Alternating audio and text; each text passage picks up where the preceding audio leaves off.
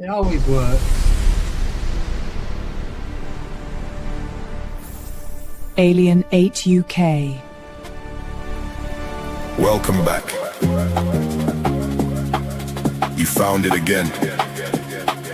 The UFO Files. Broadcasting round the clock on Alien 8 UK. Red-eye listeners, insomniacs, sky watchers, van drivers on the long haul. You're tuned to the only station that stares back at the dark with you.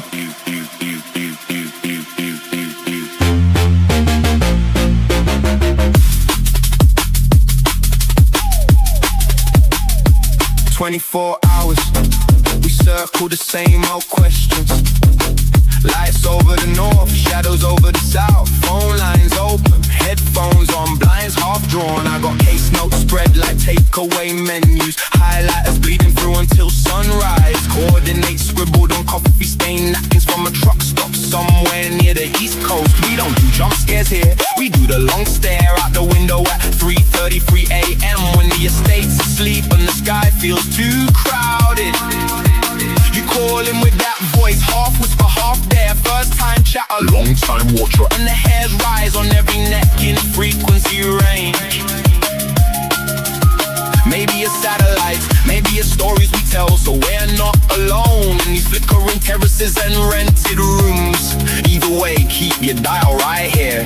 This is the UFO Files. Alien 8 UK. All night, every night.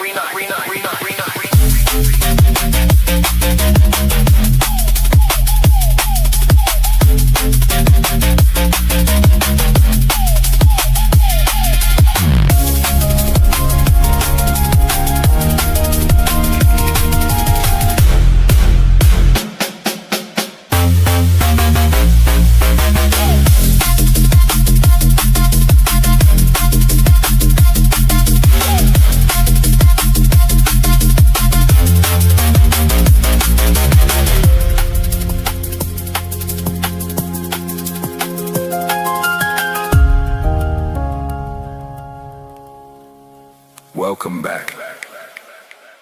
Signal acquisition initiated. Cross-referencing anomaly archives. Pattern recognition complete. Aether 8 online. Proceed. Hello. Welcome to Friday's edition of Alien 8 UK, the UFO Files, with myself, David, the wonderful Paul Howard from Host for Ghosts, and Abby Dent. Welcome. Hello. And thank you all for coming on. I don't know where anyone else is. Just nothing, not showing up. Not got a clue. Nicole will materialise.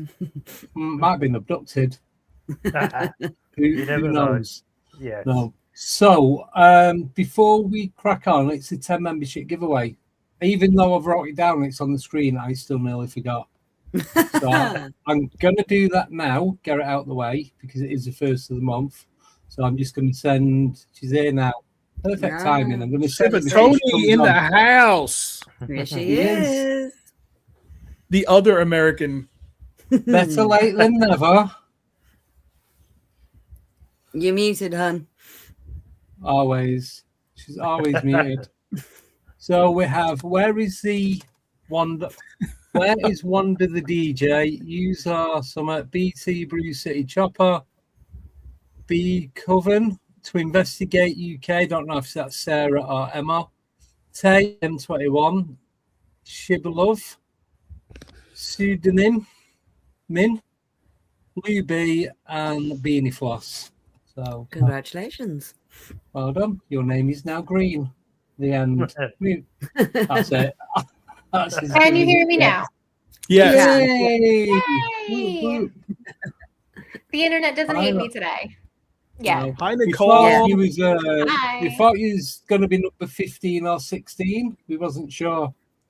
No, I'm only a couple minutes if I'm late. It's all right. So what I'm going to do? So Paul had an encounter probably about a month ago now. Was it? Yeah. Thereabouts? Yeah. Yeah. So you Yeah. messaged me, didn't you? And I said, "Well, I'll get him from work, and then we can have a proper chat." Yeah. So I was trying to record the phone call. It kept recording and cutting off, and it Oh, kept that's doing right. it over and over. So I thought, right, I'll wait to start talking, then I'll just hit record. Then it did it. So it's kind of like go back because we missed the first part of the conversation. Right. Yeah. So, yeah, so it's the only way we could do it without leaving out too much detail. So this video that I'm going to play is the original telephone call. The animations you see are what I've done using AI, but what Paul's saying is what happened. So I'll play this and then we'll jump into it. Is that all right with everyone? Yep. Sounds So you good. got a choice. No. It was a rhetorical question. Yes, it There's was. too many of those Stone in this tape. place, man. Stone Tape Theory. Right, I'll play it. Enjoy. So it was completely dark, obviously, and I went outside to look outside. Yeah. And what I could hear was the church down the road, the bell ringing, but the bell is rung by pull cords and not electrical, and it was going dung, dung, dung, and then I sort of came back in and said, "Jen, listen to the church bell ringing." Yeah. And obviously it's a pull cord church bell, not an electric one. There was no reason for it to be ringing. And then as soon as I came back through, the light was just fading away. Yeah. And then literally minutes later, telly came on and all the electric came on. What do you make of that? There was something going on, definitely. So, Because how we're not big, far from... yeah, Go how on. big do you think it was? I know you said it looked like the moon, but could you tell, like, distance and size ratio? It was... I would say it was probably the light. It was pure white because I could see it through the darkness. Yeah. Even though it was cloudy, I could see it. And I would have said it was slightly larger than the moon when I saw it. And then it went to the right, of lights from left to right, and then right back to left again. I said, Jen, look at this light. And I thought, it can't be the moon moving because it couldn't move that quick. And then within a split second, power went out literally everywhere in the whole, the Charlie, our postcode. Yeah. And then I went outside to check and thought, well, that's really odd. And it was really creepy outside. There was no noise, no birds, nothing, absolutely dead silent. Really? And the church bell was going ding, No. ding. all you needed was fog after that. I didn't fog, I'd locked myself in. But we know that the church bell is pulled by hand. It's not an electrical one. And that was it. And then I came back through and I just see the light fading away. Yeah. Like it just sort of like the clouds that went over the top of it. And then within minutes later, everything came back on. The TV, the electric, everything came on. It All sounds street like lights. whatever it was had some sort of power surge. Yeah. But was there? I know you went outside, but could you hear anything other than the bell? Could you smell anything? See anything else? I went outside. It was like a low vibrational noise, like a hum, like a. Yeah. And I said to Jen, "What on earth is that?" Thinking maybe it's we obviously live down a cul-de-sac, so there's no power transformers or anything like that. And then I did wonder whether it was electrical cable somewhere humming. I don't know, but it was just literally 10-15 minutes at the most, and it was all back to normal again. The bell had stopped ringing, and then all the lights came back on. Everything came back on. Because we're not far from Biggin Hill. Yeah. We have Kenley, RAF Kenley to our left, Biggin Hills to our right, and Croydon Airport's across the thing. I've looked up on the local news, see if anybody else has it. A few people have had the power cut, but nobody noticed the light. But it was just that I saw it through the door. Yeah. Because we don't have the curtain shut. I was going to say, if people are not noticing it and they just sat there, then everything goes off. Yeah. It's going to be, right. And they're not going to think of going outside and looking at a light. No, I just saw it because it caught my eye when I was sitting there. I thought, what on earth is that light out there?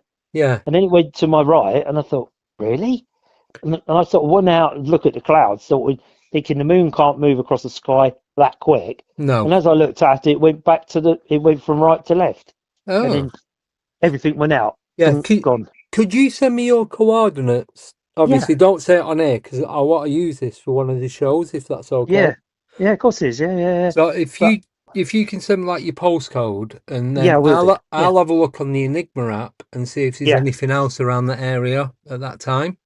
Yeah, but we had a warning come up on the phone saying an unexpected power loss in the whole of the CR6 area. Yeah. We don't know what's caused this, but we will try and get the power on as soon as possible. Right. So they didn't even know themselves what had happened. It's my reckoning. Weird. It's something to do with whatever that thing was, that object, that Yes. light. It's got to be. Yeah. Because, like you said, as soon as you seen it, then the power went, Yeah. and then once it had gone, it all come back on again. Yeah. Literally, it was the light was there. It was fading slowly away for 10 minutes or so, if probably a bit longer. And then as soon as I looked out, it was completely dark outside, and the ding till he came on, all the lights came back on. The church bell rung for a little while and then stopped. Yeah. But the church bell is manually pulled.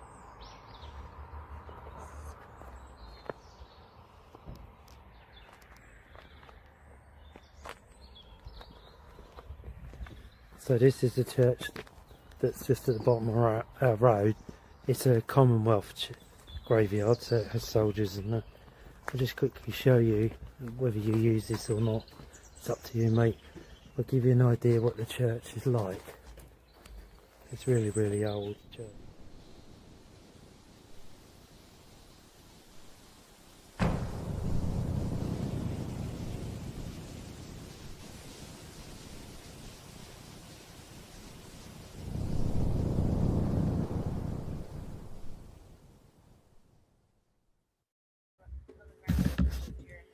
There you go. There you go. Very strange. So, Very yeah. strange. So, since then, has anything happened, or has anything jogged your memory that, like, extra information that happened that night? No, not really. I often look out the door because we don't have the curtains pulled in the evening, so we can see straight out across the grass, a few trees. And I often keep looking out there, but nothing else has happened, and the church has been silent. So it's a really strange night that was. I don't know. I don't know what happened on that night, but something affected the area. Obviously, I looked up on the local electrical company to see if I could find out anything from them, and all they say on their website was an unexpected power loss, but never gave really why. Just said an unexpected power loss was lost for. Because you normally get a 22 reason, minutes. don't you? Yeah. Because when we've had it, we've got like the power's out in your area due to basically some idiot cutting through a power cable when they've been digging the road up. Yeah. They don't say it quite like that, but that's what they mean. It's more polite than that. But we didn't. All we had was another. It's just like the electric board sent out a message, like an unexpected power gone off. We don't know why there was a power shutdown, but we're working on it to get it back up. And when I looked at the local electric board to see whether, like you say, somebody cut through a cable and all that, it just said an unexpected power failure in the CR6 area, unknown. And that was it. No description of what had happened, why, whether the substation failed or whatever. I don't know. And I've also been out about midnight and see if I could hear the hum. Yeah. But it's no noise. It's silent. There's no hum. Yeah, So I was going to ask you about that. Yeah, it's completely silent. So I thought I'd try a couple of days later, just let it settle. And I've been out there, I think it was just after midnight. And obviously no church bell and no hum. It's completely quiet. Like you could hear the traffic and the birds and things. But that night it happened, it literally was nothing. Nobody, nothing, cars, nothing. Just dead silence. So as we were talking about last week, I wonder if the hum was actually the same kind of frequency as the bell, and that's what was making it ring, like a tuning fork. If you hit one with the same frequency as another one, it will set the other one off. So whether that had something to do with it. It was definitely because obviously, like I said in the video, the church bells are a pull cord. Yeah. And as you can see from the video, there's no clock on the church. So it's not the clock had lost power and started to ring. There is no clock on that church. So I don't know what was, like you say, whether that a frequency of whatever that was in the sky resonated with the bell, and that was just making the bell vibrate. Yeah. But it was every probably 5 seconds, dong, dong. So like it wasn't random. It was like the same gap between each. Virtually, yeah. It might have been a bit long because obviously it's down the bottom of the road, and obviously we get a bit of a wind here, so the noise sort of varies a bit. Yeah. I would say it was probably 5-10 seconds mainly between each one, and then it'd be a little bit quieter, then it'd be louder, and then it'd be quieter again. Yeah. And obviously I've been down there since and had a look, and there's no bell ringing other than the Saturday afternoon. Yeah. So did you speak to anyone at the church about it? I have tried to speak to a lady that wanders around because it's a Commonwealth graveyard. They look after the Army, Navy, and all of that, which is it's such a beautiful graveyard. It's so peaceful. Yeah. And I spoke to a lady there. I said, "Oh, did you have the power cut the other night?" Sort of just making a general type thing. She said, "Oh, yeah, very strange, wasn't it?" I said, "Did you hear the church bell?" She said, "I thought I heard it, but she said it can't have been the church bell because it's a pull one. It doesn't ring on anyone else." And I did. She said, "Did you hear it?" I said, "Oh, yeah." Sort of didn't really want to let on that I thought something very odd had happened. I was asking. You don't want to freak out the locals. Yeah, she probably thinks I'm very strange anyway. Did anyone else see it, Paul? The next door neighbour, we live in a group of bungalows, and they're quite older people around her. I feel young living here, so you can imagine. So they go to sleep quite often. But the lady next door, and I spoke to her, and I said, "Oh, we had a power outage the other night." She said, "Do you know what? I was just going to bed and it all went out." She said, "Do you remember the church bell ringing?" Because I thought I could hear the church ringing. So she had heard it, but just assumed it went to bed. It was just a general power cut. But I saw this bright light in the sky to my left as I'm sitting here, to my right here. And it just caught the side of my eye, and I thought, cool, like you would think, the moon's quite bright tonight. And that's exactly what I thought at first. The moon's quite bright. And the more I looked at it, the more I thought, that's not the moon because it's pure white. Yeah. This is a pure white light. And I said to Jen, "Can you see that light out there?" She said, "Not really." "Oh, that one." Because it went from 12 o'clock to like 3 o'clock. So it disappeared out of her sight. But I was watching it. And then I said, "Come and have a look." And as she sort of got up to come over, it came back to the mid 12 o'clock position. So it couldn't have been the moon because it wouldn't have moved left to right and right to left. No. And then a split second, bang, off went the power. And I said to Jen, "What on earth's going on here?" And then obviously the rest of it's on the video. We went outside to see whether it was just us or the whole of the area was out. But it was this low, very low hum in the air. But it was beyond, when it's beyond silent. Yeah. There was no birds, no traffic, no one, nothing. It was beyond the silent. And I said to Jen, something's not right, because here you could sometimes hear the traffic or the animals, and because we live a bit out in the countryside, so you get that type of rustling type of noise. And obviously we have a little dog, Poppy, that wanders around. But this was beyond silent. But in the distance, you could hear the bell going ding, ding. Yeah. So and I couldn't get. That's why I said, "Jen, I'm going to get hold of Andy because I can't make head nor tail of it." Yeah. Because, like I said in the video, to the left of us is Biggin Hill, and to the right is RAF Kenley, and then obviously we're not far from Gatwick and Croydon Airport. What would have been Croydon Airport, which is Kenley, Biggin Hill were used very much in the D-Day. Spitfires in the Battle of Britain and all of that area. But this is the first time I've experienced anything like this. That's why I thought, you know what, I'm going to give you a shout and see what you think. Yeah. So what did Jen make of it? Did she pick anything up because of how she is? The only thing she did notice, the only thing she did notice, in the house, the atmosphere had changed in the house. Right. She said something's different in here, and that's what sort of made us go from inside to outside. So I said, "Well, let's go out. Maybe there's something's happened outside, and the pressure's changed around us." And we went outside, and say it was beyond the silent, beyond the quietness, and that bell ringing. and she said something's changed, and but she didn't know what. But she kept saying something's changed.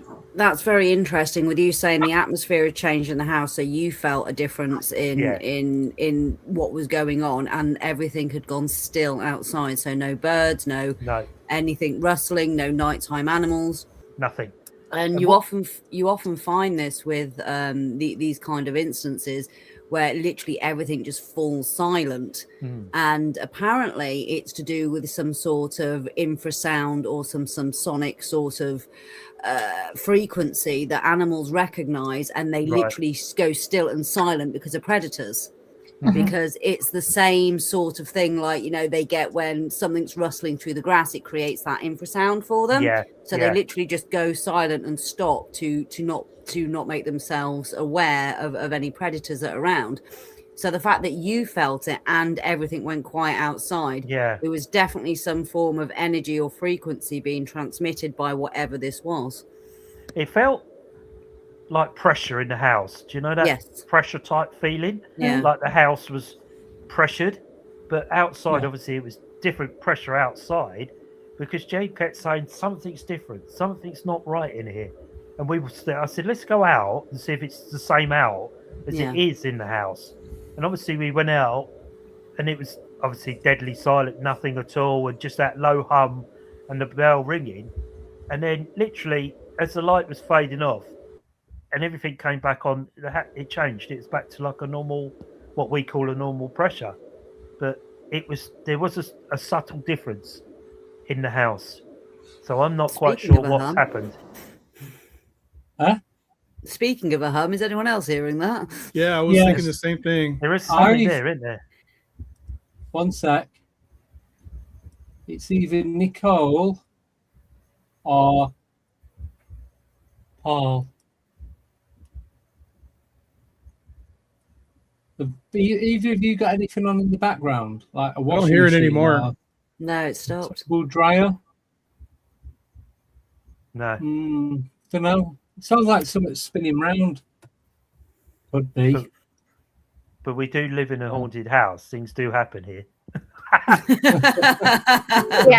the CIA recording. So it sounds like there's a phone ringing. I do get the blame for everything. Thank you, Og. I know, that's not fair, is it, Nicole, really? I hear it. Yeah. It's coming in and out. It's very, very strange. But when we do our Monday Night Live, we often have voices come in on the Monday Night Live. Yeah. We've had that numerous times. Hello? Can you hear me? Hello? So whether it's something in the house, I think it might be.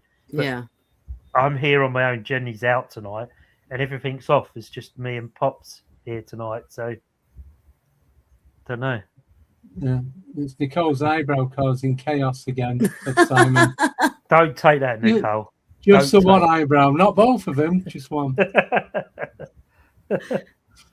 But no, as I say, the pressure, there was a difference in the house. Yeah. Yeah. You know, we both felt that. We've got Sorry, go on. Andy. No, go on. It'd be interesting if you can get some sort of like either Freedom of Information or the electricity board just to find out like exactly what had happened, whether it was a massive overload or a power surge or something they just can't explain, but to actually get some clarification from them, because you had an emergency alert sent to you. Yeah. So, and you and Jen were in a bit of a predicament when the power cut happened, trying to get out your chairs, bless you. Yeah. So, electric reclining chairs don't go well without electric. No.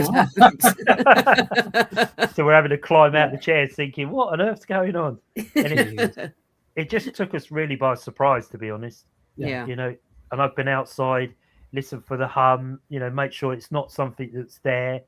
But it was definitely a low vibrational hum outside when we went out there. Because she said, why don't you go down to the church and have a look? And I thought, well, not in this eerie, silent, quiet moment. Tonight. No. I'm quite happy to shut the door. If there'd been a fog, I wouldn't have gone out the door. I'd just locked the door, and that would have been. I'll blame you. Very Hammer House. Yeah. Yes. So we've got a question from Eternus Griffius. Everybody Something like changed their YouTube name to the wildest things to make Andy try. Don't. I love it. It sounds very Harry Potter. Do it. So, question. Hey, Paul, what was the effect of the UFO on the surrounding environment? Ooh, good question. Well, to say, we felt the pressure change inside the house. And obviously, when we went outside the house, there was this low hum, a very, I don't know, even though the light was there, because I could see it over the top of the house because we live in a bungalow. So obviously, we're quite low roofed.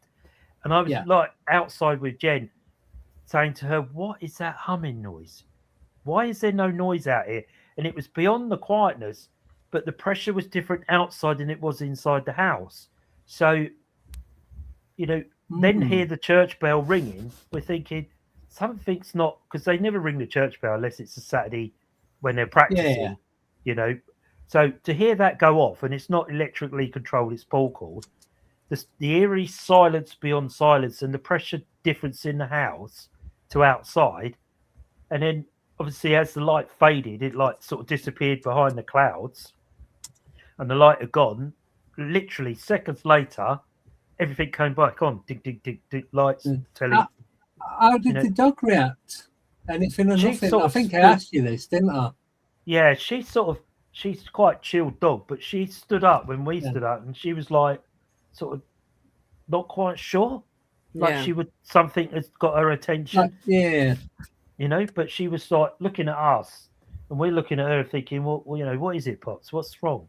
And she must have felt the difference in the house because she immediately stood and she was just sort of looking for us to reassure her. So I'm not sure what she felt, but maybe she felt the same pressure change in the house that we did. So whatever this light was definitely affected the environment somehow. Energy, I don't actually know. Maybe this hum affected the environment. I'm not sure. Strange. It is very strange. Yeah, animals do react to atmospheric pressure. Like they seem to know when weather is going to be bad. They know when tornadoes are coming, hurricanes, things like that. So it wouldn't surprise me. Yeah. I mean, she's very alert to when we take her out paranormal hunting. She's very alert. But this time she sort of stood up and sort of looked at us for like reassurance, like something has happened, but she's not sure. She's like looking what we're doing, and she's followed us outside instead of being here. She's quite happy to be here chilling out on her own, but she came straight out with us and sort of never left us. So she must have felt something as much as we did. Obviously, we can't tell what she felt, but we know that there. And Jen kept saying something's different. But we couldn't work out what it was. Whether it's do you have any after effects, like the day after, or a couple of days after? Did you notice anything strange going on? Or even prior to it, a couple of days before that? Because you tend to get that fluctuation shift, don't you? Like a couple of days before, a couple of days after, when there's been UFO activity. The only thing we would say was really the couple of days after, we were more tired than we normally are. Because we would both sit and talk to each other and talk about the paranormal and, watching TV. And Jen said, I don't know, I'm so tired. And that's not normally us, No. So you're always up and about, aren't you? All the time. You never sit still. No, like I could be up 3, 4 o'clock in the morning doing stuff in the lounge. I'm a very light sleeper. But we were sitting there and it was just like we were exhausted, to be honest. Like we'd run a marathon. And it's unlike us to be exhausted. Jen gets tired, obviously, because she has a bad back. But she kept saying, I'm so tired. But never really sort of thought, could it be what we've seen, what we've experienced? I don't know. Do you think it drained your energy, or do you think it was just an intense experience? Sounds a bit like adrenal fatigue, doesn't it, really? I mean, I think it was unnerving because obviously we've never experienced this type of thing before. Yeah. So I think there's a bit of adrenaline running around thinking, why is there a car? What's this bright light? Why is there no noise? What's this humming? Why is the church bell ringing? It's all these little things. And I think adrenaline runs you, and you're thinking, what's going to happen? Something's building, because you expect something to go bang, don't you? Because it's building. But nothing happened. It just sort of faded out to the lights just slowly disappearing into the distance as the clouds sort of and it's like you saw the light going, but the clouds were like slowly covering it over. Yes, yeah. And as soon as they'd gone out of sight, up come the electric, the power came back on. Poppy just walked off and sat down again. So even the house had changed. But it's like it's all working together, isn't it? Yeah. Yeah. It was very, very odd experience, I must admit. You know, I've been a paranormal investigator and you have very odd things happen in that. But this sort of threw me, and I thought I need to talk to you and see what you think. Yeah. Because obviously I've looked at Biggin Hill and RAF Kenley, and they're saying there's nothing happened in the area. Well, they're not going to admit it, are they? No. And I said to Jen, there's no surprise there then, is there? Yeah. You know, they could admit something came over the airfield.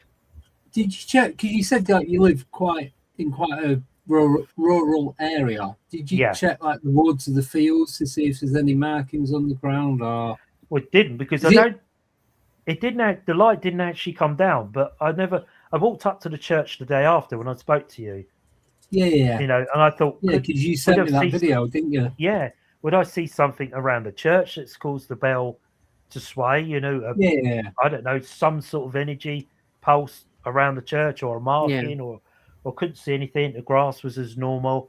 Sort of came back here, walked out the back out to the community area out here. Couldn't see anything at all. Nothing looked like anything had come down. But I don't know whether it came down over Kenley, over Biggin Hill. I don't know. But it was in that area. But what I saw was it still in the bright white light, and it was pure like white, bluish light. And that's not the moon, because the moon's got grey bits. Yes. You know, I knew what the moon looked like. You can tell. Yeah. So it was a circular object. The bit of research that I've done, it's the tic-tac shaped UFOs that seem to cause electrical disturbances within the area. Right. But this was round. This was slightly bigger than the moon. Yeah. Yeah. Slightly, so it was big. Yeah. Whatever it was bigger than the moon. Not hugely bigger, but you could see. I could tell the moon in position to the size of this light. Yeah. Did you have any missing time, Paul? Do you know what, Dave? Andy said that to me, and I don't recall checking, to be honest with you. I don't, you know, I thought, and that was a good question, you know, I didn't realise to look at the time, but none of them, I have a digital clock, so the clock wasn't flashing like it had lost the power, but if it had gone off with a power cut, surely it should be flashing when it came back on. But it wasn't. Yeah, because it's reset. Does it have unless it because the one I've got one that I used to charge my phone on that's just inside of my ear. Yeah. And once you put the time in, it stays on for so many hours afterwards. It has a built-in battery, so it has a battery backup. Yeah. So the newer ones. Not everyone has one like yours. They're like $9, David. They're dead cheap. So you know what you might want to do, Paul, is look for a hypnotist and try to see if what the heck was that? That was a door. That's Jenny coming home. I was going to say, I hope that's Jenny coming back. That's a shadow. So do I. I'd be very worried if the door opened. Look for a hypnotist and try to talk about that day. See if you can see more information or try to get more information. If there was missing time, you might be able to get, an idea of what happened. Yeah, I'll tell you that it was just a very strange situation, but I will look into that and see if anything did change that time. Yeah. But it was just a very, very odd situation that we were in. I've another question for you. Sorry. Go on, Andy. Did you not, before I forget, it's right, it went, but it's come back. Did you notice if anything that in the house had moved? Just like, say, an ornament or a plate or a book or anything like that. If it's just like that one thing that's out of place. Didn't notice anything, to be honest, in the lounge. No. Yeah, because obviously we know where things are. We didn't notice anything had moved. We'd gone straight from the lounge to outside and came straight back in. We never noticed that anything had moved at that time. No, I can't say that we really looked, to be honest. No, cheers. Sorry, mine was a two-parter. Did Poppy settle down afterwards and go back to normal Poppy behaviour?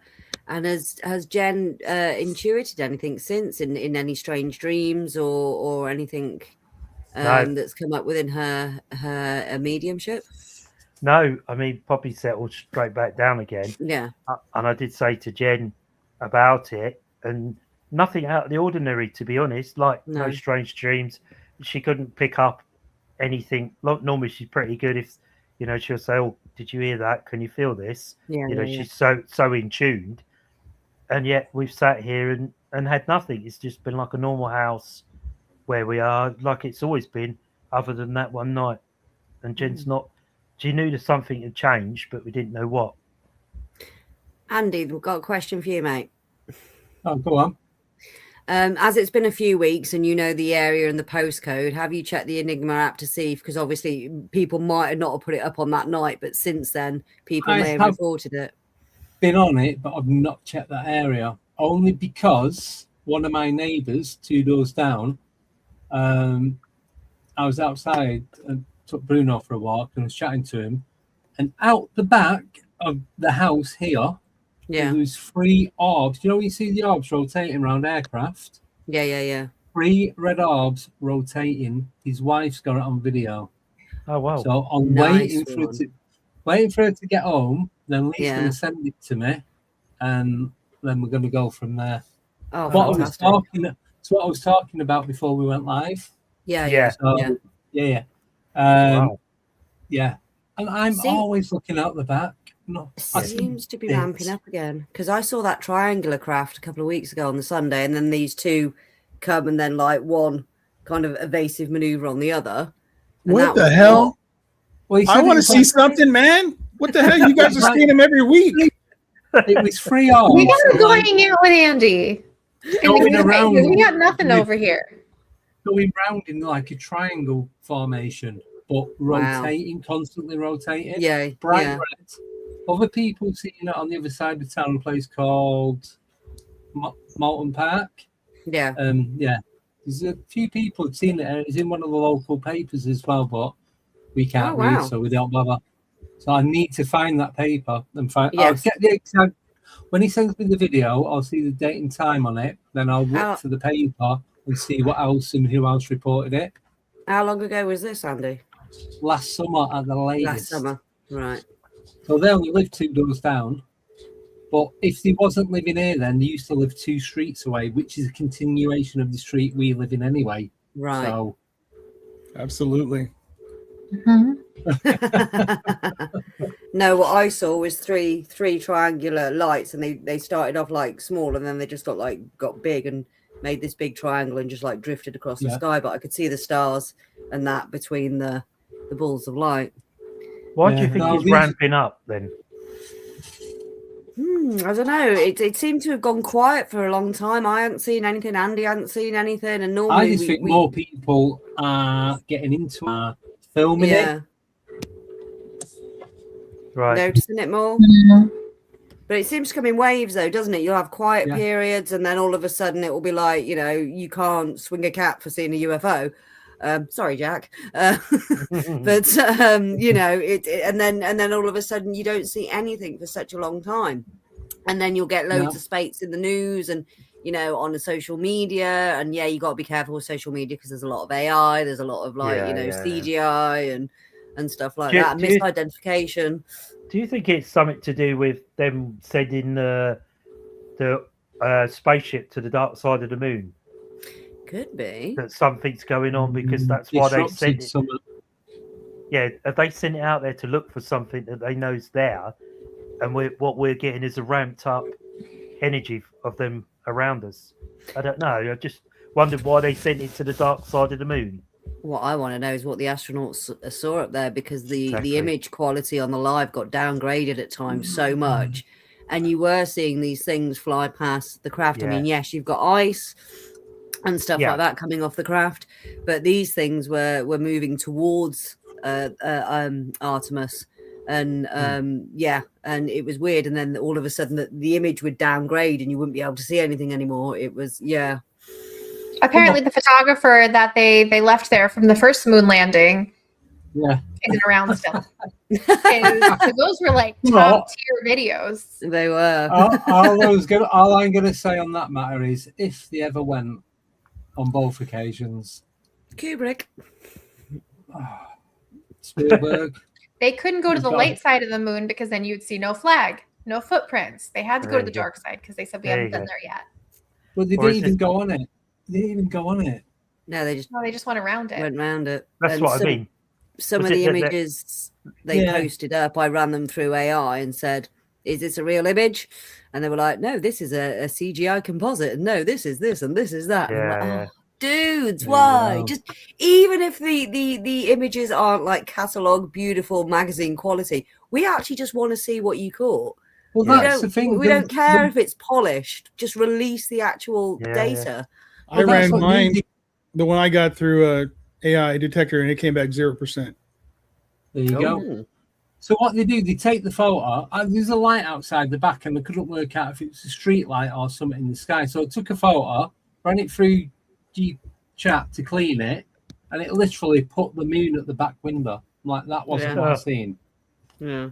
Do you know what I mean? So it's like, if it's doing that, but this image, I'll send you the image later, that actually looked real, like it is the moon at the back window. You wouldn't know by looking at it. See, it's AI. Yeah. So, but what intrigues you is why send a spaceship to the dark side of the moon? Why not? We can't see it, can we? China have already done it. They did it like 5-6 years ago. So why do it again? Yeah, exactly. What's there that they don't want us to see? To do it just because you can do it. To prove that you can do it.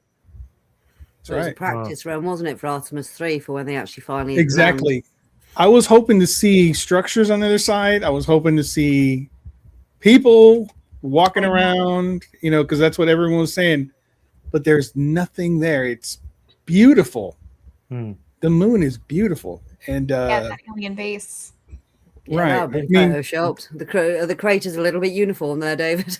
Once they get on the surface, once they're able to land, maybe we can find out what's inside, because they say that when they hit the moon, or when it gets hit, it rings like a bell, which makes it seem like it's hollow. Could there be stuff inside? That's the thing. So I've done the research on that. It didn't actually ring. It didn't make any noise. So after last time we spoke about it, they sent the module to crash into it, and they picked up the vibration, and the vibration that the frequency was making would ring like C minor or something, G minor. Yeah, but if it's got no atmosphere, you're not going to make a noise, because noise travels through air. It didn't make sound, but but it made the same frequency vibration as C minor or G minor or whatever it was. Like a bell. Interesting. Yeah. No.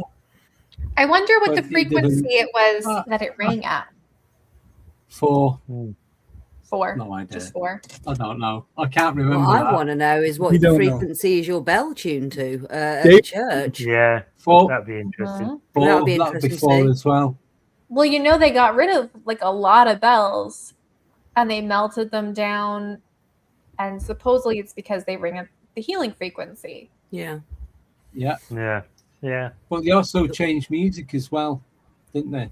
Because of the frequency that was going out at. So there's a lot that gets changed. 40 hertz, I think it used to be. 442 or something like that, and now it's 444 or over. That was unified in the 50s. Yeah, it used to be 432. That was 432. And then it's gone to 44 something or other. Because that is the ancient healing frequency, supposedly. Yeah. I had 432 in my head, but I thought that's what they changed it to, not from. I think so many frequency numbers. Yeah. Too many 4s. Missing 411. Was it 411? I have no idea. He's playing golf this weekend. Who knows? Well, so do you think that the moon thing, that the Artemis was a real thing, or do you think it was a stunt, or was it publicity? Was it a distraction? I think they were looking for something. I actually think they went this time, because you know, you get some of the CGI stuff when they're meant to be on the ISS and all the rest of it, and some of it's in underwater tanks and stuff like that. You can see the bubbles. I mean, I don't know why NASA do this. I know it's for content and to keep the funding going, but it kind of like destroys people's confidence in them because it's just like, don't put fake stuff out, just stick with the real stuff, and that's what we're interested in.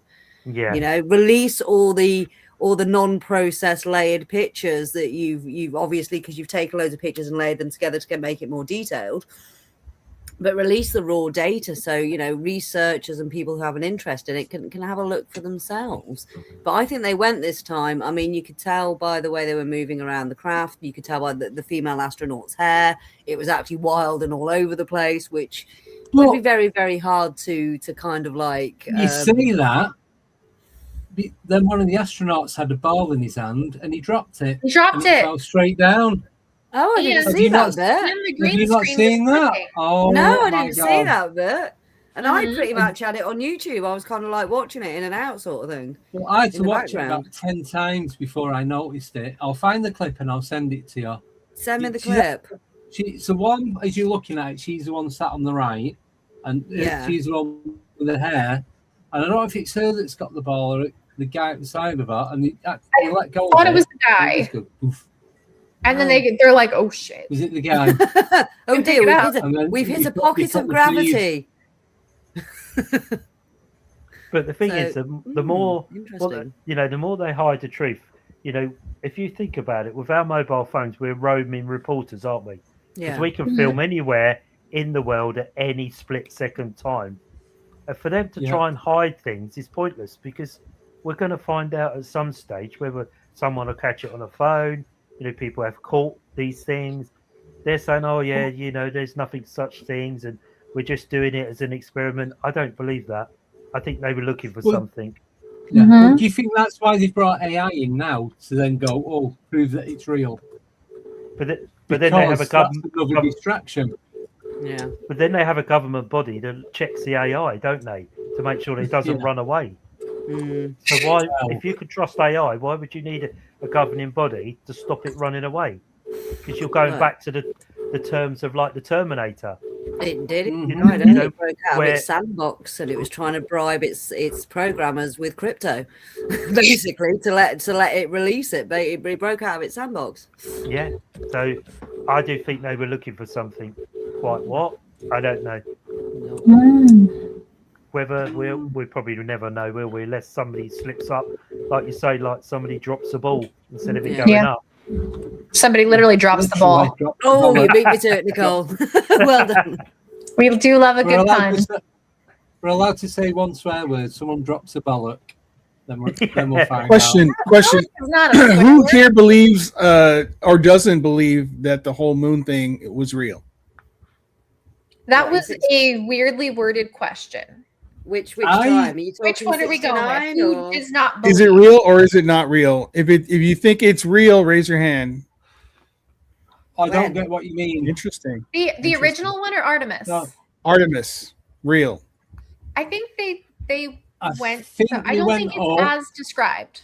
No, it's real. Yeah, it's the ball drop. That's got. I've got to see that now.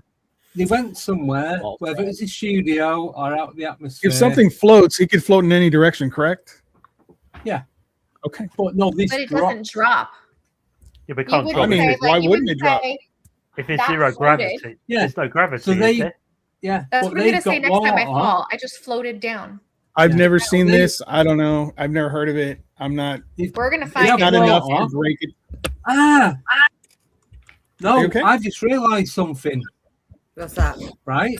So when they're in the ship inside and they've got all the electrics and the wires and everything popping about, and they're messing about with bubbles of water, surely that's going to be dangerous because if that water hits the electrics, it's going to short and they're going to be stuck in space. Yeah, it's all insulated, isn't it?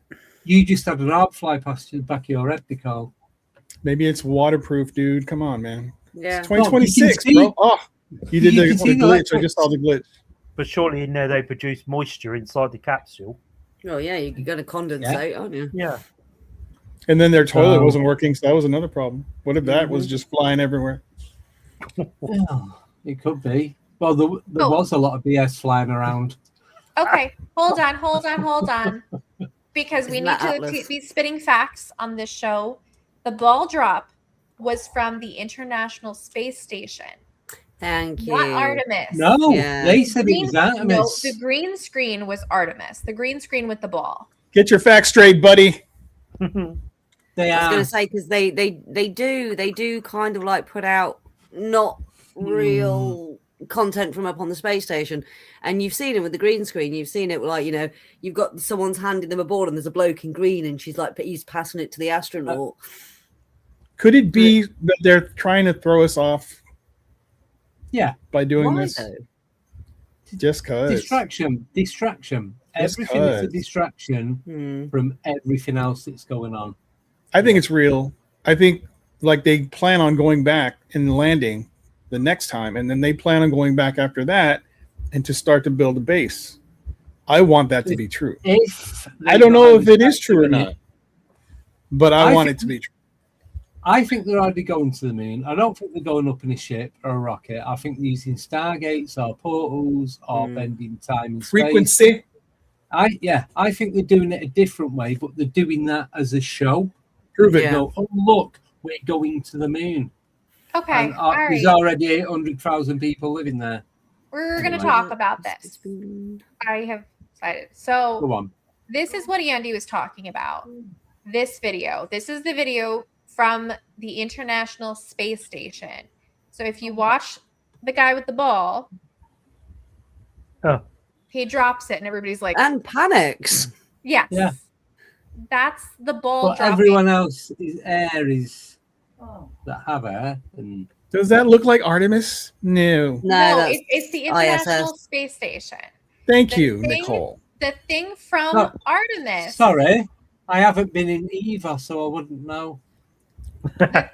Those eyebrows are fantastic. Great job. I appreciate that. The eyebrows are my research superpower. Okay. Beautiful. The thing from Artemis is this, where the ball that they're holding, it seems to have like a green screen clipping. Oh, no, this is the one. That's the one I was talking about. I thought that That's from one. Look, it went straight down. Oh my God. No, it's floating. What a drop. I thought that one and the other one was from the same footage. Didn't realize it. No, they're different situations, but you can see, you know, the kind of green. Oh, you could just see his what's it through that. If you take it back a bit, you could see his the writing through it. It kind of like went a bit translucent then. Yeah. So that's the two you can things. see his belt. Yeah. Doesn't convince me. Well, that's a bit weird. So what do you think is happening in this clip? It's weird. You got some weird artifacting going on. Yeah. Just like you glitched. Yeah. It could be a camera issue. Look at the writing. Yeah. He moved That's it weird. right in space. I'm being paid by NASA. Okay, I'm just going to say that right now. David is a NASA plant. I want to believe. We're not I want there. to believe. I'd like to think, they did go to the moon on both occasions. I'd love for that to be real. But deep down, I really don't think it is. I think we're just being lied to and played along all the time. For them to have this knowledge, this power, this control, that's all it's about. How is that control and how is that power? It doesn't make any sense to me. That doesn't make any sense. First of all, distraction is going to take a lot more than fake moon travel to be a distraction for me. I'm still focused on what. But how many people believe it? That's the thing. It's belief and non-belief. So it's like religion. Go down the religion route. How many people believe? How many people don't believe? A ton. It's how you feel about it, whether you feel it's fake or real. I don't know. My eyes are on the prize. It's not distraction for me. I don't get that whole argument, to be quite honest. If you're an intelligent person, these little distractions are not going to get you off what you're trying to focus on. But they do get a majority of people. I will say that. Like the things in mainstream media, the things that are coming out, these distractions, they are distractions for a lot of people who aren't into this, who aren't kind of awakened. But I don't mean a distraction from what's going on there. I mean a distraction from what is really going on around the world. What's going on in the Middle and Far East? What's going on a particular island. What's going on with? I hear what you're saying. I still don't get it because I still know what's going on there. I still know what's going on here. Yeah. But you But do not because everyone. you're Don't in you it. do? But you're not everyone else. Well, who are these people that are distracted by this? The dum-dums. The Brainwash. sheeple. The brainwash. TikTok people, the Sheeple. guy who thinks something happened on Artemis that happened on the ISS. Come on, y'all. That was an easy mistake to make Because it was a the ball. footage is very similar. Do not call yourself And a they both researcher. came out. I don't. You shouldn't. I've never been on the ISS, and I've never I'm been gonna on gong the you Artemis. both. So. Gone away. Go on, Where Nick. is it? Go on, Nick. Bring it on. Do you Let's know go. what? Show who's I've boss. never claimed to be a researcher. I'm just interested in what's going on and what other people have to say. I'll give you my opinion. I research. I'll give you my opinion from what I.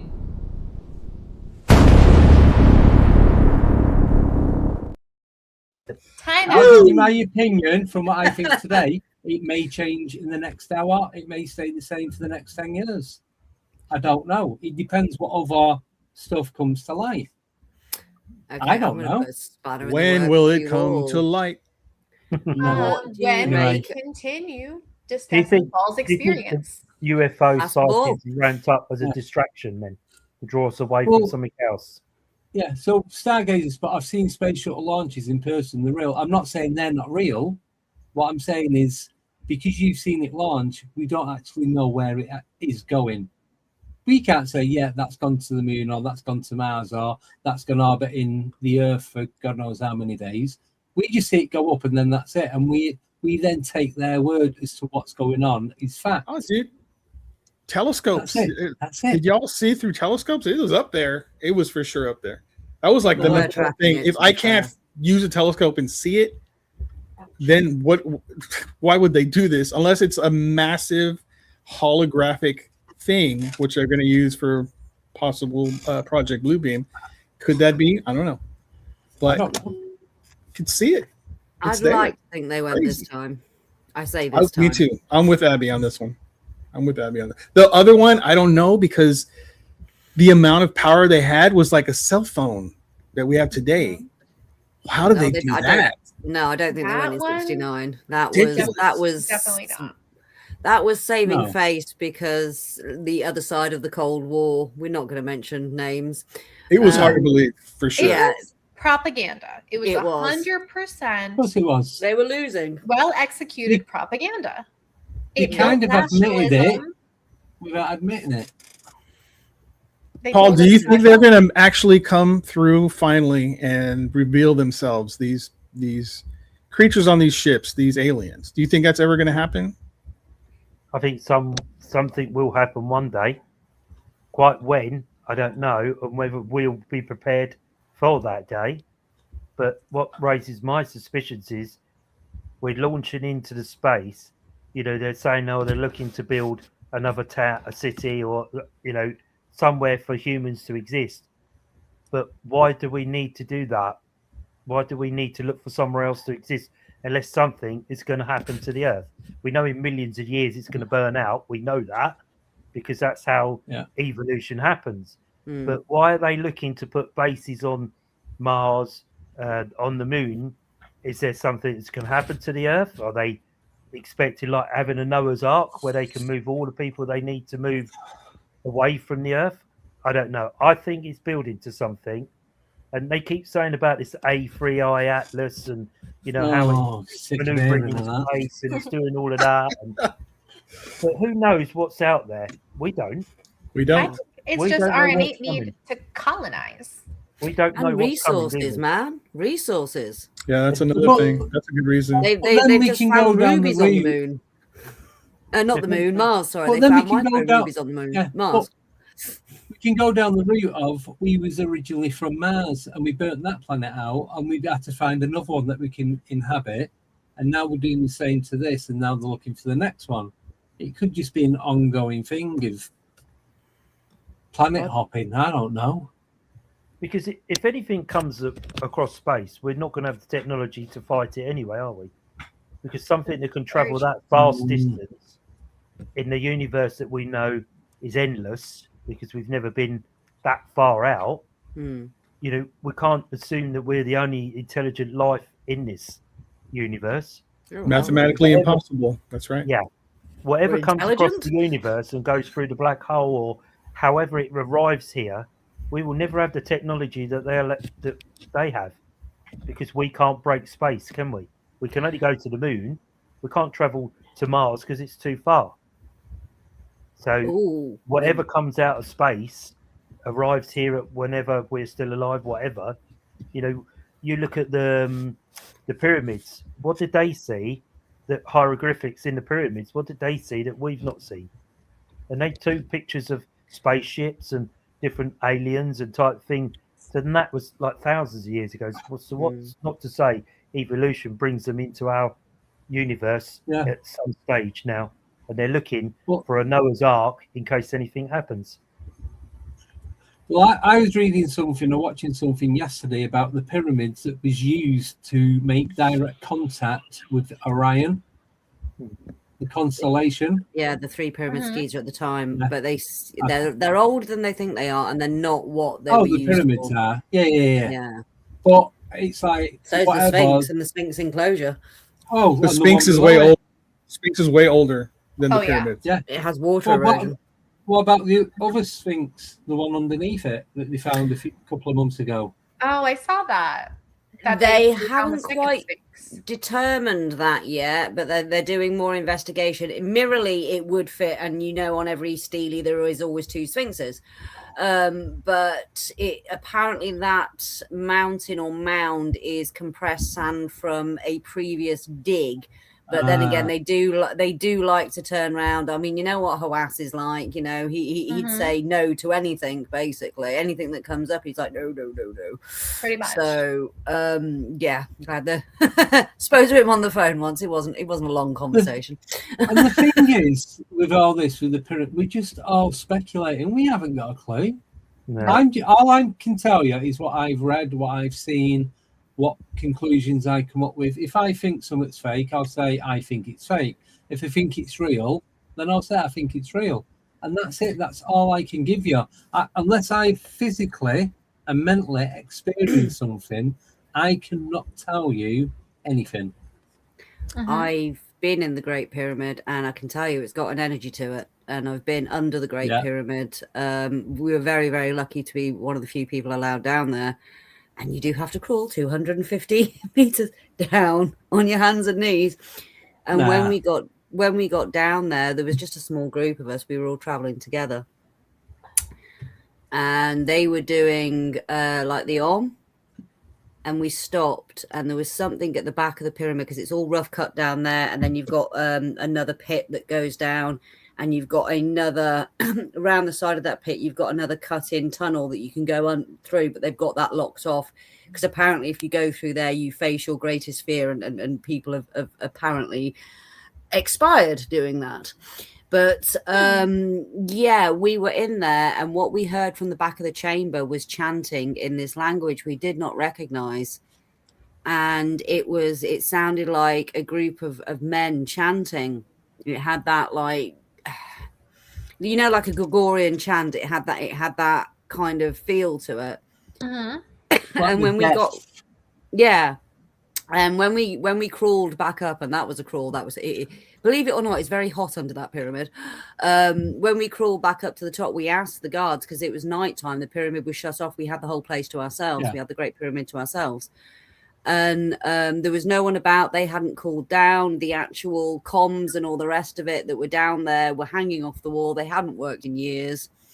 But there is a definite energy to that place. When you're going up the Grand Gallery and going up to the King's Chamber, there is an energy. And apparently there's chemicals and acids and all the rest of it that line the walls of the pyramid. So they think there was some sort of like electrochemical reaction going on inside the Great Pyramid. But in the King's Chamber, that's no, I haven't been to the Bosnian pyramids. It's one I want to go to Nicole with, because you can volunteer there, and that's. I keep talking about it, and I think I'm like this close to getting the go ahead to go. Oh yes. But yeah, when you get up there, the atmosphere in there. I mean, I've laid in the sarcophagus. The sarcophagus apparently wasn't really put there. It was in the middle originally. There is it looks like there's been an explosion in the Great Pyramid in the King's Chamber. There's bits of granite missing. It's all like discolored and burnt, and that's red granite from Ashwan. That's one of the hardest substances there is. So it's on the Kelvin index as being quite hard. So interesting to see what caused that. But there's no hieroglyphics in there. They've never found a pharaoh or a mummy in any one of these tombs. Yes, I believe they might have been repurposed by later dynasties, but I don't think they were. Abby, do you think they were made by humans, or do you think they were made? Since you were there, what is your thought on how it was constructed, and does it look like it's human made? Does it look like someone else made it? What do you think? I don't know whether it was ancient alien or we had kind of like I'm kind of an ancient apocalypse theory person. I'm with Nicole on this one. Mm-hmm. So we had an advanced civilization that was prehistory. I mean, people call it the Atlantean civilization, whatever name you want to call it, but it was definitely something that was more advanced than we are, because I mean, you look at the diorite bowls and stuff like that, and the carvings, you look at all these ancient megalithic structures and they're pieced together like so precisely you couldn't even get a cigarette paper or a laser through them. They're that precise. And the dimensions and the everything of the Great Pyramid, because it's an 8-sided pyramid, it's not 4-sided, you can just hardly see the split in the middle. But it's done to offer a percentage of a degree of true north. You've got the golden ratio you've built into it. You've got pi built into it. You've got it on north, south, east, perfectly aligned on the axis. The way it was built, the way it was coordinated to the stars at the time. It's just the preciseness of it is just too much to be from a civilization with, it's just a tomb. Let's just say that the ancient Egyptians, right? Let's just say that they built it. For argument's sake, we don't know if that's true or not. But let's just say they had the technology, they had the anti-gravity ability to move these large stones into place, right? And one of Jericho, some sort of laser type technology to actually cut them exactly like you're describing. And they got too close, and whoever is out there watching decided we need to put them back, sticks and stones. Right. Well, it was a meteorite or a comet that hit us, wasn't it? And Younger Dryas, wasn't it? I don't know. That's it. The Younger Dryas period, where it was literally the Great Flood. Yeah. But Nicole, you remember speaking with Stephen Myers, the guy who's done all the research on the Great Pyramid, and he said that was used as a power station. And what they've done it a few times. They've rediverted the Nile. Yes. To build the structure for the Great Pyramid. None of the other pyramids, just the Great Pyramid. And that was used as some sort of power station, whether it was used by, did he say, water? Hydroelectric, but it's also chemical. But it also had the capstone. Yeah, which is supposedly, conducted the electricity in the air. The other pyramids apparently have nothing to do with the Great Pyramid. That's completely separate. So whether the Great one was built first or last or somewhere in between, we don't know. But he goes out, he does excursions for like 2-3 weeks at a time, and he gets a group of people and that to go with him. Let's see it. Scooby Dooby. Let's see it. You can move those stones easily. By yourself? I want to see you move a big stone like that. They're huge. I mean, when they blew into the Great Pyramid years ago, talking years ago when they were trying to gain access to it, there was interlocking stones. And you can see this interlocking stones that fell and into place and boom, so they could not get in. There's all sorts going on there. Also, as well, there's a stele that they found that's hidden away. That, Khufu Khafre, who I can never remember, I think it's Khufu's the Great Pyramid. They came across the Sphinx and the Great Pyramid and they renovated it. Yes. So that was the other thing. So what he said was, even though it was used as a power station, doesn't know if that's what the purpose as to why it was built or if it was used as one later on. but they don't have any detail of that was why it was built. That makes sense. And then it's been used as other things since then. It's like people bury people around Stonehenge, don't they? Stonehenge wasn't but originally then, a burial site, but you know, but it you became can prominent. see, but you can see, apparently you can see the water erosion inside it, and you've got the top chamber, which was like King's Chamber, an air duct, so no water went up into that bit. It stayed in the lower part. I don't know, I've not been, but this is what he said. I'll get him back on the show and we can have a chat with him again, because surely he's been a few times since then. Recent scans have come out, and the same underground structures that are going down in the Great Pyramid they found in Khafra's Pyramid as well. Them structures, I've been chatting to this guy called Adam. He did a drawing about a couple of years ago, years ago. He had a vision in his dreams, and he drew what he'd seen, and what he'd drawn. Then when it came out, was it last year, about the pillars, all these different pillars that run underneath? They found some more this year that have come out as well. Under the So I'm going to get him on, and then he can tell us when he drew it and the visions that he keeps having and everything. It's just loads of weird stuff. Nicole will get on great with him because it's more of a thing. I'm interested in it, but it's not my. I wouldn't sit down and watch something solely on that, but I do like listening when people are talking about it. I couldn't watch a full TV show on it. Oh, if anybody wants to find out more about the Great Pyramid, there is a brilliant series by John Anthony West, God rest him, called Magical Egypt. I think they're doing a second series now, and those are available on YouTube, so you can watch those for free. So if you want to have a look at the temple designs, how they designed everything, like to corroborate everything in the body. And, bless you. Yeah, it was just absolutely phenomenal the way the Egyptians did things, and all these ancient cultures did these things, and they're all around the world. I mean, why are there pyramids all around the world? Do you think that they could be a reference from space? Do you think that's why we have these different things all over the world? Is that they're recognizable from space? They're a navigational aid. They're something. But they're also built on ley line intersections and earth magnetic stuff like that. So, you know, the ancients had this knowledge. Yeah. That we lost. Yeah. They were was it ancient? Nature. And with the natural cycle of things. Well, this is the thing, we don't know who it was. No. It could have been us. It could have been anyone or anything. We're getting very close to finding other ways of like traversing the stars, right? For example, could we go to another star by using interdimensional means? And this guy named Joe McMoneagle, who is we talked about it on Wednesday, who's like a remote viewer, says he believes that's going to happen. We're very close, or we've already are able to do this. And if that's the case, could it be that we are overcrowding, like we're going to possibly be moving to other places that aliens do not want us to be?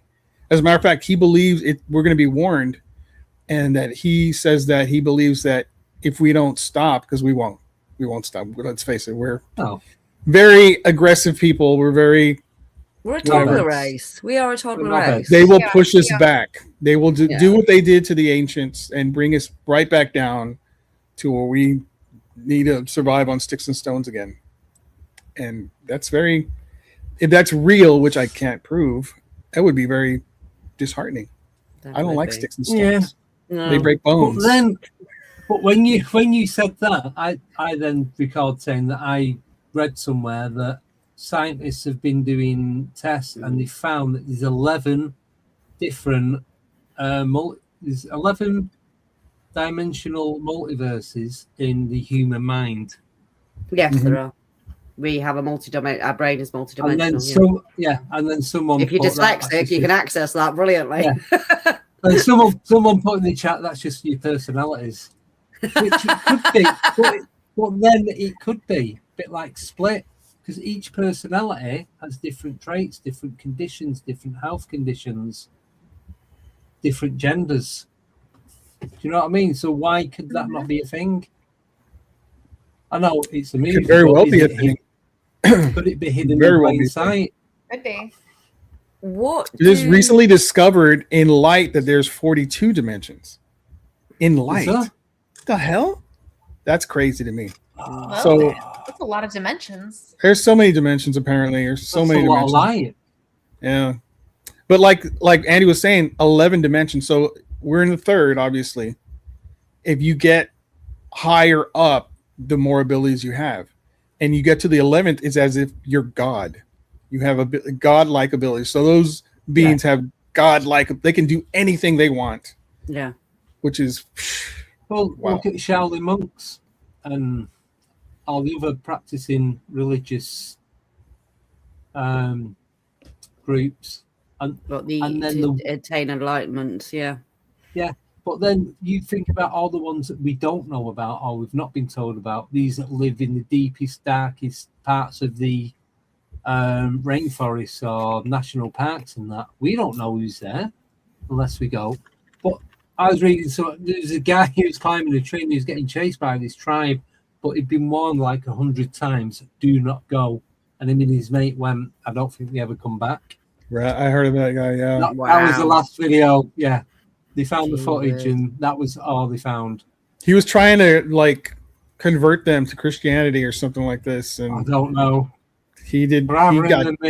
He got converted into food, basically, is what happened. Yeah. He got 3 a missionary burger. It took him about 5 minutes to get 3/4 of the way up this tree, probably about 70 foot. And the ones that were behind him was like got up there like there was on some sort of elastic. They flew up that tree. So yeah. I've forgotten what I was. There we go. Yeah, Sentinel Island guy. That was him. Man, that's terrible. What happened to that guy? Jesus. Yeah. They did get him down, and he took more pictures, and he thought that they were like cool with him. They thought everything was good because he took pictures of them, himself with them, and it wasn't good. It was he just didn't understand what was happening. And then we got. Don't litter. Don't leave Diet Coke. No. Not on the moon either. No, that's only there for flags. And we go acidic substances soften the stone for shapings and carvings. Oh, that's a good point, actually. Yeah. So, what do you guys think? Okay, I'm going to throw a spanner in the works now. Apparently, yeah, I know, right? Steve Greer has come out apparently and said this week that the most widely accepted, the most widely accepted UAP evidence, the Tic Tac footage that's brought on all this controversy, that's brought on all these UAP Congress, is actually human made and from reverse engineered technology. Yeah, he's said that for years. Well, he said TikToks were ours. But is he being paid to say it? Well, why would he say it was coming from Skunk Works and from Lockheed Martin? He's really just pointing it out. Well, so next week we've got Jim Goodall, who is from Skunk Works. He's coming on. We had Kevin Day on, who spotted the Tic Tac on the Nimitz. Was it Nimitz? Yeah. Yes. It was Nimitz. So USS Nimitz. And he said the way he felt from that experience, the emotions, the energy, it just completely shifted his life from one point to another. Why would then someone come out and say it's one of ours, even if it is reverse engineering? You're going to pick up on something that isn't ours. You're going to pick up on that different. Like Paul was saying, I mean, Jen, when they seen the moonlight thing outside the house, Jen said the energy shifted in the house. Mm-hmm. Your energy doesn't shift when a plane goes by. But if they've got direct energy weapons or stuff like crowd dispersal and stuff like that, which we know they use. Yep. Well, I mean, all respect to that gentleman. All respect to him.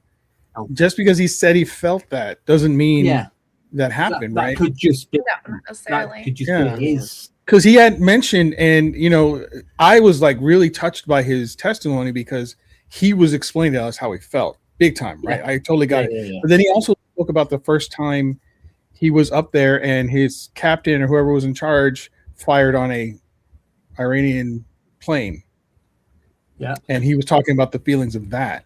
Mm. And he teared up on that. So I'm not saying he didn't experience that and that's not the thing, but yeah, we have two different arguments here. One guy says it's ours, and one guy says I felt these people and it was beautiful, and I want to believe that because it sounds amazing.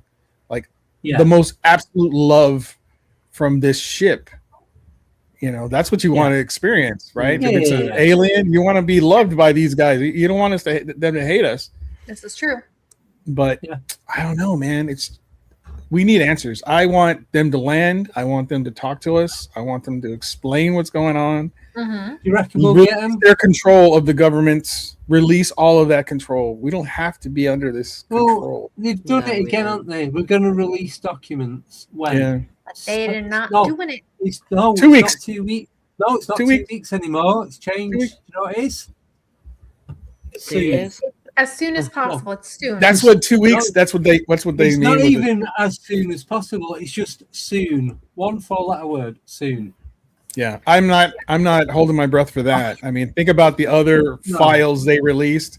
Those came out just great. So I don't really feel like even if they release something, it's not going to be. It's going to be what they want to release. It's going to be the information that they are okay getting out there. It's not going to be everything. It's not going to be everything that they know. We don't want paperwork. We want actual physical objects. Well, it's going to be. They've already released videos. Going on. They've already released at least one video that's supposed to be coming out that's showing something non-human. Right, I'll give you something non-human. There you go. Not a craft, a being. There you go. So alien, there's a being. An alien in a jar. I've got one. That is I've got not my very human. own. It's not human. This is I hope they don't punish you for that, man. I hope they don't come down and say, this is punish also you. non-human. There's its ass. There's the back of it. There's its head. Oh, there's little its booty. eyes. There's its face. The lot. Right? That is disclosure. That's what we want to see. We want to see what is going on. I don't want to see I'd rather them be alive. Yeah. Please be alive and talk to us. Yeah. I'd rather it's not in a jar. Yeah, it's actually please. moving about and we've got that communication and that contact. But until we get something like that, we want to see the ship. We want to have the ability to go and visit this ship. Like you can go and visit an aircraft carrier or a submarine or a helicopter or a Spitfire. We want to go in and be able to physically touch and go on board and have a proper look. But and then everybody gets cancer Really from the think it's gonna radiation happen? poisoning. Well, you wear a suit, don't you? Put pair of marigolds on. They can cure it. I don't know. They can cure But they won't cure it. That's a That's whole if nother Area rabbit 51 hole. still there. Apparently, it's received multiple earthquakes the other day. So under the Well, they've Area moved it to 51. S4, so it don't matter. Yeah. It was never there anyway. They're Hang on. deconstructing that Hang on. site from underneath. Yeah. Do you Hang believe on. if they did show something, whether you believe it or not? Well, that's it. You know, if they It'd said, have- "Here's the footage of an alien we've got in a spacecraft," would you go, "That's a green screen, that's AI"? That's exactly what Right. these people will say. I guarantee you. It has to be face-to-face meeting. Yeah, that's the only way, man. I don't even have to do face to face. Have the alien have a press conference. Well, we're not going to do another Ray Santilli again, are we? With the fake alien autopsy, you know. It starts talking, then it's like cream and raspberry jam comes. Oh, it's just cake. Oh snap! And it's delicious. Just cake.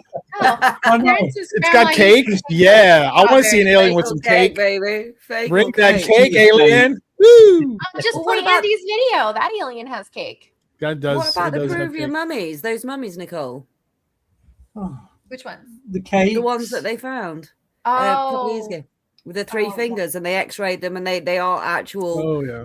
bodies. You know, they're not just papier mâché or cake. Right. Yeah. I like I've when you got said some- that. Papier mâché. Can you say that again? Papier mâché. Paper. Wonderful. We Paper say mâché. paper mache, and that's dull as paper shit. mache. I love papier mache. I love that. Woo! Daddy Yeah, likes. Robert. Give you some That- shoulders. Papier. Is it not papier mâché? It's What? paper mache for us. Paper Papier mache. mache. Very boring for French, us. It's French, isn't it? Yeah. Papier mâché. Yeah. is the correct way to Papier say mâché. it. Mache. Beautiful. It's beautiful. Papier mâché. Ask love it. Tommy's mum. Ask Sue. Yes. Hello, Sue. Bonjour. Bonjour, Sue. She will be watching at some point. So we've got some questions. So I'm going to throw these out. We've got 5. So I'll start with Paul. Yeah?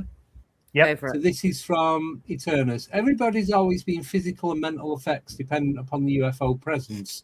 Some people report neurological diseases, others feel a sort of weird hotness or temperature rise. It's more of a statement, but would you go along with that? Could this be each to their own, like we were saying before?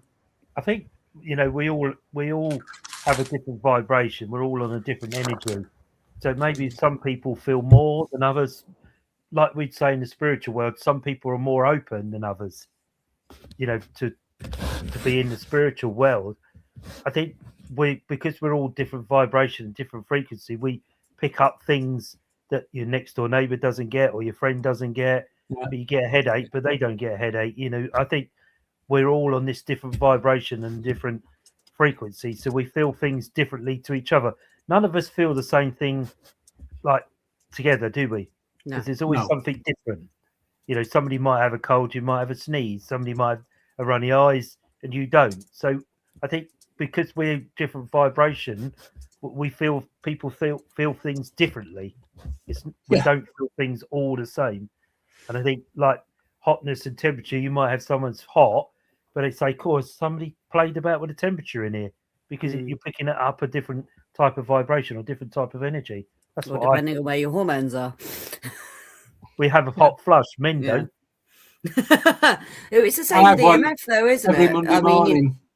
Nicole, Paul, some people on investigations are more sensitive to EMF field than others. Some people get really bad reactions. I can't be around high EMF. It gives me really bad headaches and I feel sick. Hate it. So I can always tell in investigations if there's high EMF kicking off because I'm feeling rough. Yeah, it's not a spirit. It's environmental. But again, it's how your central nervous system, your electrical system, how your frequency and auric field is in tune with what's going to trigger you depending on what energy you come across. I think it's very individual, isn't it? You do a paranormal investigation and yourself the following day you have what they call a paranormal headache. Oh my god, paranormal hangover, man. Seriously. That's the worst. Rough. You know that you've connected with something or something's pulled that energy from you because you have that hangover, that paranormal headache, whatever it is. So you know that you've tuned in or something's tried to tune to you. Your frequency is different. And it's like often, people say about the whistling in the ear. It's like spirit trying to tune into your frequency. So I think we all feel things at different times in different ways. Yes. It's a great answer, Paul. I like it. Thank you. Hate the paranormal hangovers though. They're so draining. I suffer from migraines anyway from a child. So when I get one of them, I'm like, oh, really? It's bed, junk food, TV, just sugar.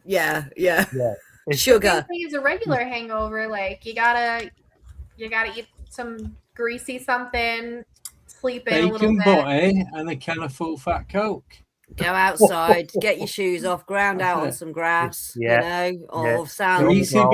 Greasy bacon butty and a can of full fat. Rebalance your energy. I know people, some friends of mine, they actually put their head on a tree. Yes. Because the energy inside the tree takes that away. Yeah.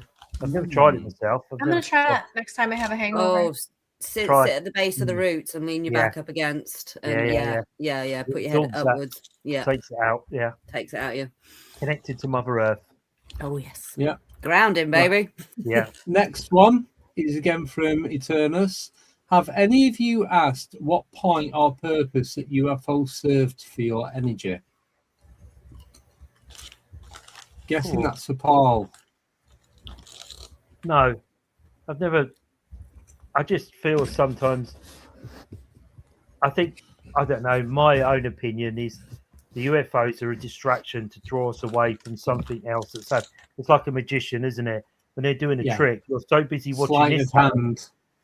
You haven't seen what's going on here. A few months ago, you had this Donald Trump and Jeffrey Epstein. Then suddenly there's a war. You know, what are we not seeing behind the scenes that they're just taking us away? And I think UFOs could be a purpose of saying, oh, look, we've got a ramped up, there's UFOs here, there, and everywhere over the world. But actually, behind the scenes, something else is happening that we don't know. Yeah. But with you saying that, Paul, and I did mention it the other week, why, when all that's going on, would you then try and send a ship to the dark side of the moon? Yeah. Because it's something they're looking for. Yeah, but while the war's going on, why would you send a rocket up into space? Because a lot of people didn't agree with the war anyway. So to take people's views off of that, like everybody watched this rocket go into the dark side of the moon. You know, it's never been done before. So everybody's watching that and forgot about the war. It's the art of distraction. The project, Artemis Project, was planned for years.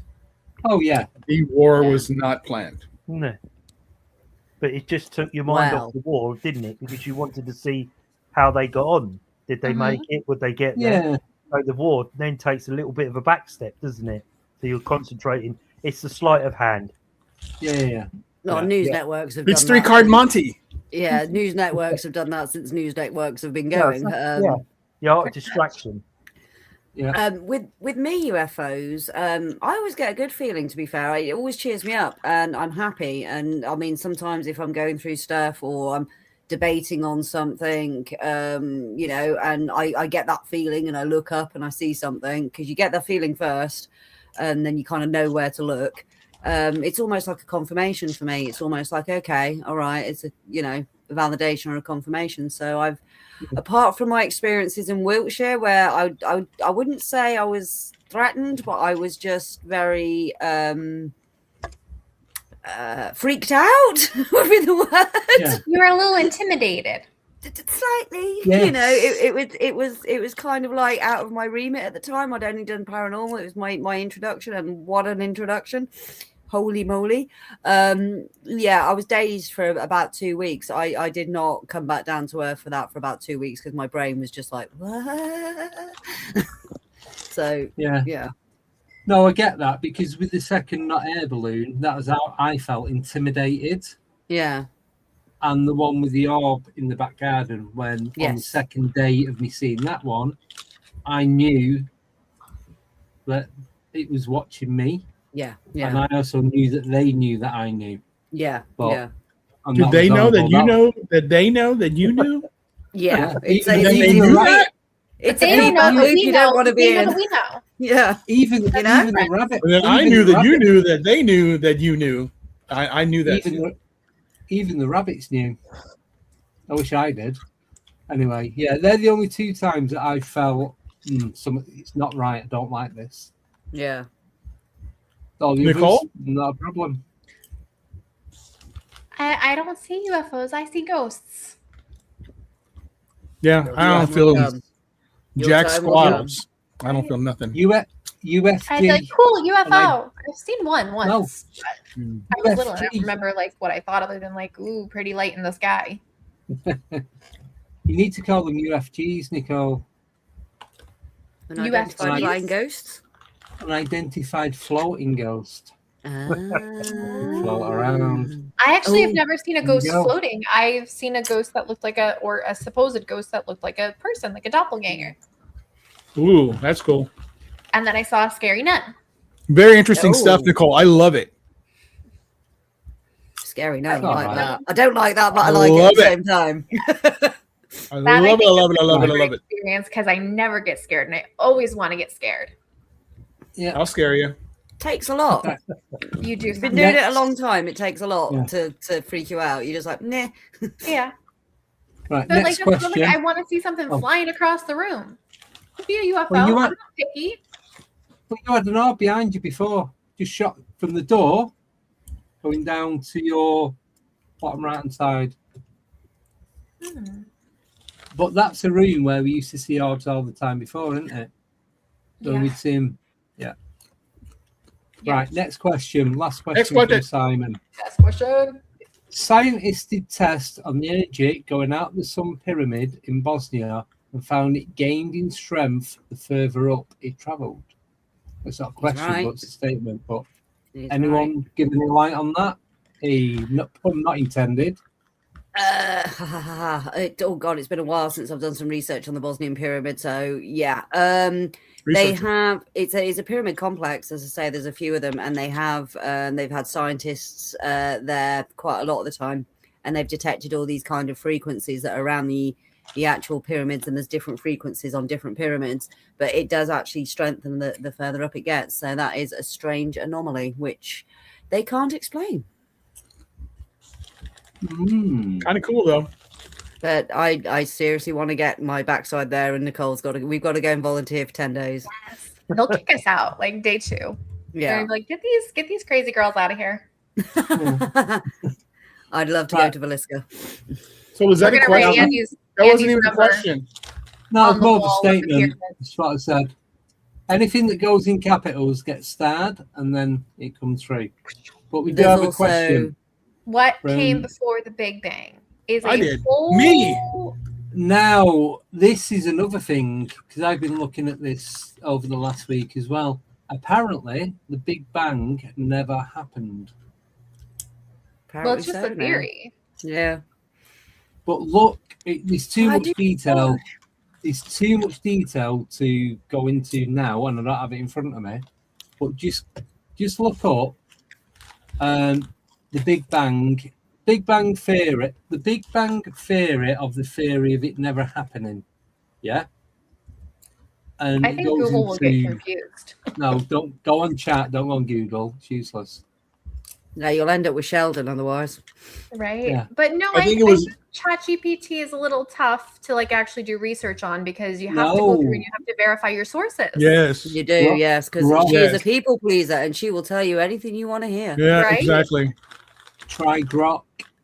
Grok too. It's the same thing. Oh no, it's way better. You have to verify the sources that it's getting it from. You have to actually read the article. Yeah. If you had a friend named Grok, would you believe him? No. Yeah, of course you would. Come on. I would be that friend. I would be Grok. Last week. Well, the thing is with Grok, now this is the thing with Grok, because it's connected to X, and everything that goes out on social media, X don't hold back on what they post. No. This is the same thing. They call itself Mecha Hitler, right? This is the equivalent of getting your homework sources from Wikipedia. Yes.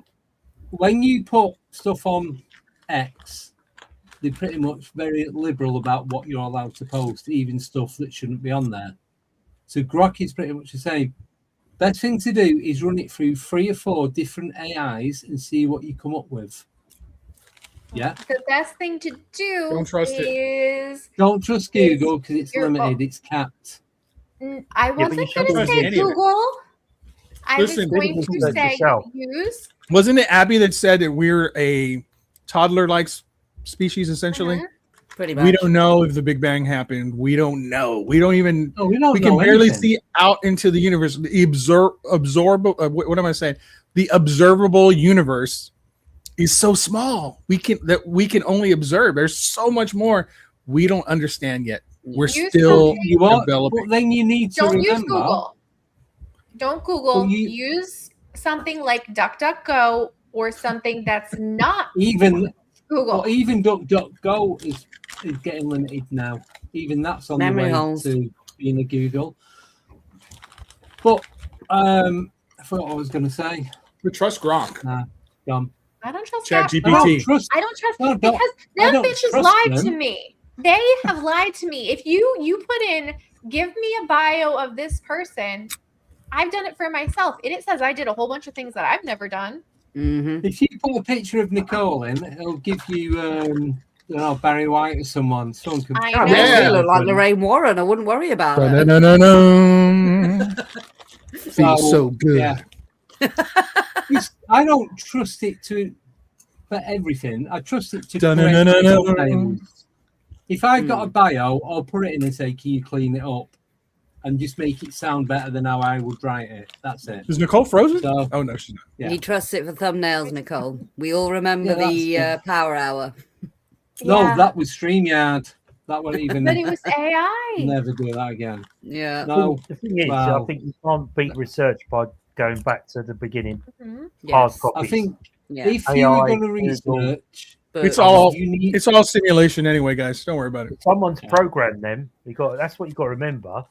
They only work for someone programming them. If you go back to the basics and look at the research yourself, you find out more things than Google and Grok and all of them will ever find, because someone's programming them. Someone's telling that what to say, and what to say that they haven't got the right information that they're putting in. Exactly. It's like Wikipedia. And we all know things disappear down the memory hole. Exactly. What hole? What hole? The rabbit hole? Memory. Oh, memory. It's just, we don't know. And to go out and do real research, you have to go out. You have to go to these places. Yeah. Not virtually, not sat at a computer. Yeah, you can do. That's the easy way to do it. But to get up and actually go physically and look at these places and do the investigation and collect data and talk to people and write stuff down, even if you just go into 4 houses down where they say they've got some poltergeist activity, you don't just take their word for it. You go and you check it out. You go on different times, different days, different equipment, different people, whatever it is. You need to create all the data to work out what's going on. Otherwise, you're never going to know. But sometimes you go into that atmosphere and you feel it. You know. Sometimes you can walk straight in and it's there. Your body's the best piece of research ever, isn't it? Because your body will tell you whether it's right or wrong, what you're feeling or what they're saying is right or wrong. Then you can go by researching it. If it's like anything, it's only as good as the person that builds it. And the AI and all of that is someone's building that. Someone's telling that what to say with a certain subject. But if you're going back to the basics and you're going into the situation like paranormal ghost hunt, you connect with the building, you find out, you get the feeling, you work it out, and you do your research coming out, not going in. Yeah. That's the and true. that's going. Brilliant, and that's going through historical records, libraries, and all the rest of it. Old newsreels on microfiche. I did a case. Speak to people. I did a private case in a house in a place called Colchester, and I tried, and it was various things happened. So I found out where the housing estate had been built and what it had been built. So it had been built on an asylum that was an overspill from London and Surrey and that type of area. Wow. And it would have housed up to 1,300 people at Yeah. any one time, right? Wow. So it's like an offshoot of Bedlam. Yeah, coming up to 1910, because I was trying to find out what was going on in this house, because this house had really weird things going on with it. Things that you could relate to. Yeah. Like the curtains in the kitchen would be tied together. The shoes would be stacked together and the shoelaces tied together. And then all these various things inside this house. And this was a private case we did. So I searched and I went all through the normal channels. And every time I got near what I thought was I was heading for it, I was blocked. So I went to, because in 1910, they had all these 1,300 people. In 1912, the army took over a certain part of this asylum. So MOD information gone. World War. Yeah. 1,300 people disappeared. It was never seen again. But the army took over the whole of this place. Okay. But when I started, and what I did, the only way I could find out what had gone on or got as close as I could is I joined the local library. Yeah. Using my sister's name and address so that I could get to the archives of the library. Because no matter where I went, Google wouldn't find it. No. This information is not available. This is this. I blocked. But when I went to the library, registered as my sister, and got to the archives, I found exactly what had happened there. What happened? I was blocked. Google wouldn't take me. It says there's no information on this. And when you go back to the basics, I went back to the census. Yeah. Started from the census. So that you've got to go back to the basics to get the true information. Don't just rely on AI and Google and all these things to help you. You've got to get to the basics. Start again. Question. I got a question for everybody here. I know Andy meditates. Do y'all meditate by chance? Everyone else here? So let's say you meditate, right? And you're able to talk to your soul, or spirit, or whatever, avatar, whatever you want to call it. And you ask her questions, would you believe what it tells you? If he gave you the answers to like everything, would you believe it? No. Well, you're talking to your higher consciousness anyway. I mean, and the only ones that I believed is when I was asking it when it was born, how old it was, its name, where it was from, what country, what part of the world, and all that. And then I did research into these names in that part of the world, and it is a common name. I've got it all wrote down somewhere. Yeah. And because this guy, spirit guide said he was born so many years BC, you've got to work backwards to work out the age from when they was born to when they died and how old they were. That's math I couldn't do in my head. I'd have to write it down or use a calculator. So after we'd finished, I did it in the calculator. It was exactly bang on to the day, the time, the day of the week, everything was spot on. So you said you wouldn't believe it? Who's to say that was a spirit guide? Oh, well, it could be a mimic, could be a trickster. No. What if you're tapping into a previous life? You're tapping into that consciousness of a previous life, Andy. That much detail, mate. Possible, yeah. That was a lot of detail. And then I was there for about 45 minutes doing all this, and I'm writing everything down. And then when I finished doing the connection, I then did the research and looked up this name, whatever the name was in Portugal, and it's a Portuguese or African name. Yeah. But when the Africans migrated to Portugal, back in 200 BC or something, around that time, and then it was all the family name and everything else. It was like, I didn't know any of this. I didn't even know this was a real name. I didn't know this place in Portugal existed. I know Lisbon. That's it. I couldn't say anywhere else in Portugal. So I'd be guessing, and for me to guess that would be 100 million to 1. There's no way I could have known any of that. That could be like what Abby said. That could be a past life. That's tapping into a past life. Yeah. So what do you think, Paul? How would you trust your soul, your spirit? If you asked it a question and told you the answer, would you believe it? Probably not. I'm a stickler for facts. I want the facts. Yeah. I want to. If someone come along to me and said that, all of these sorts of things, I'm your conscious and I'm telling you this, that, and the other, I'd want facts. I'd want to see. I'd want to feel. I'd want to go back, be able to go back what I felt and prove what I felt was right. I'm not so sure I would believe it. I don't know, to be honest. I don't think I would. I think I'd need hard evidence, I'm afraid. I'm one of these people, you do a ghost hunt, you see something, you're all trying to prove hard evidence. You want to know. It's like we do an investigation, and we all know you debunk 80% of what you see, hear, or feel. And the rest. Debunk a whole bunch of what's going on in here. What about you, ladies? How do y'all feel? I feel nothing. And no one, not even myself. I think your higher self or your higher consciousness only reveals what you're ready for anyway, or what you're ready to accept or compute or right. But this is a hypothetical. You ask it, I want to know about ancient Egypt. Give me the facts, and it gives you the facts or whatever it tells you. We don't know the facts. Never been able to do that, so yeah. Would you believe it?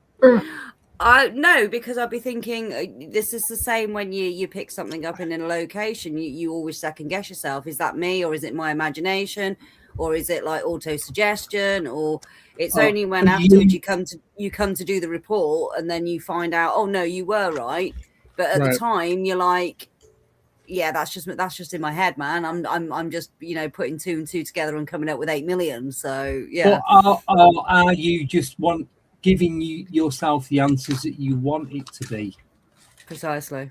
Yeah. So with stuff like that, David, if I was to ask it, what's this, what's that, and it was saying, well, ancient Egypt or ancient Rome was built by then no, I won't believe it, because it's like these have said, you need the evidence, you need proof. Yeah. But for it to work out math and names and this, that, and the other, and go into detail with stuff, there's no way I could have worked that out. That would have took me forever. I couldn't. You couldn't make it up again. Hard evidence. But what's to say that when you meditate, that you do go back in time? You do go regress. That's a movie prop. You do? Very well, yeah. Because we could regress when we're asleep, couldn't we? Because we're supposedly traveling the astral plane when we're asleep. So what's to say that we can't go back to our previous life, and that's where our answers lie? Yeah, could be. I think my previous lives have more questions than answers, which is why I want to go back and I want to see.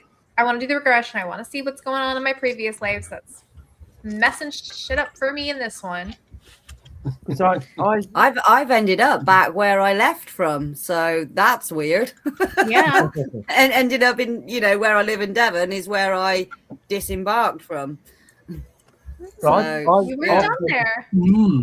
But I often know things about Air Force and Army and things genitalia, and I've never studied the Air Force, the Army, anything, but I seem to have this connection with it.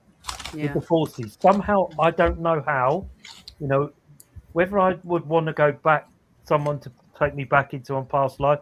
Maybe I was a pilot. Maybe I was on the ground. Maybe I don't know. But things happen and I can't explain how they happen, why I know, because I don't study that type of Army, Air Force. I seem to have this connection with the Air Force. I don't know how, but I can tell you planes, times, all sorts of things. That's cool. And things happened to me. And Jen will tell you, we were sitting at a friend of hers one day, and I said, "Oh, do you remember? Today's D-Day, 6th of June?" And suddenly, I don't know how, but I was in a different place than the house. Yeah. And I knew exactly what I was looking at: the plane, the pilots. And the spooky bit is, I got all the names of these pilots and all this in my head. Yeah. And I was in it, and they were asking questions. And this will blow you away, because the pilot I got was a squadron leader, Johnny Johnson. Okay, so remember that. So I came back from wherever I'd gone in this dream state. I was awake. Jen, I'll tell you. You said there was Genitalia? There was Hi, a fire. Jen. There was Hello. there was a fire. Jen. All this in the plane, Jen. and these people were burnt, and all of this sort of stuff. And then you were in Redhill, weren't and we were in Redhill.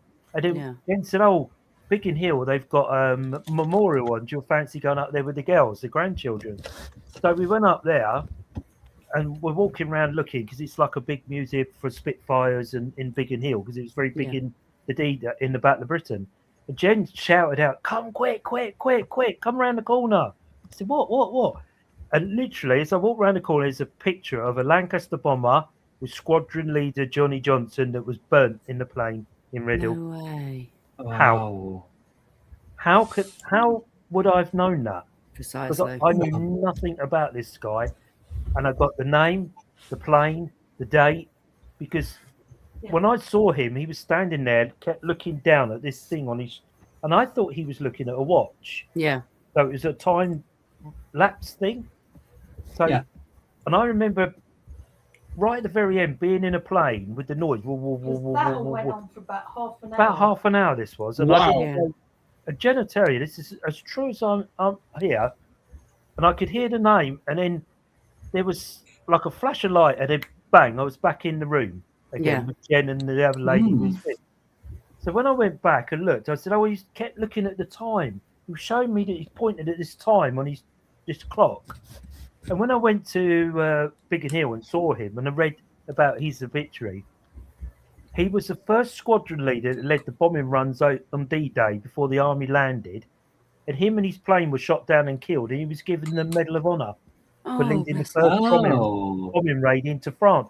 And what he was showing me was the medal. Yeah. But how? How would I have known that?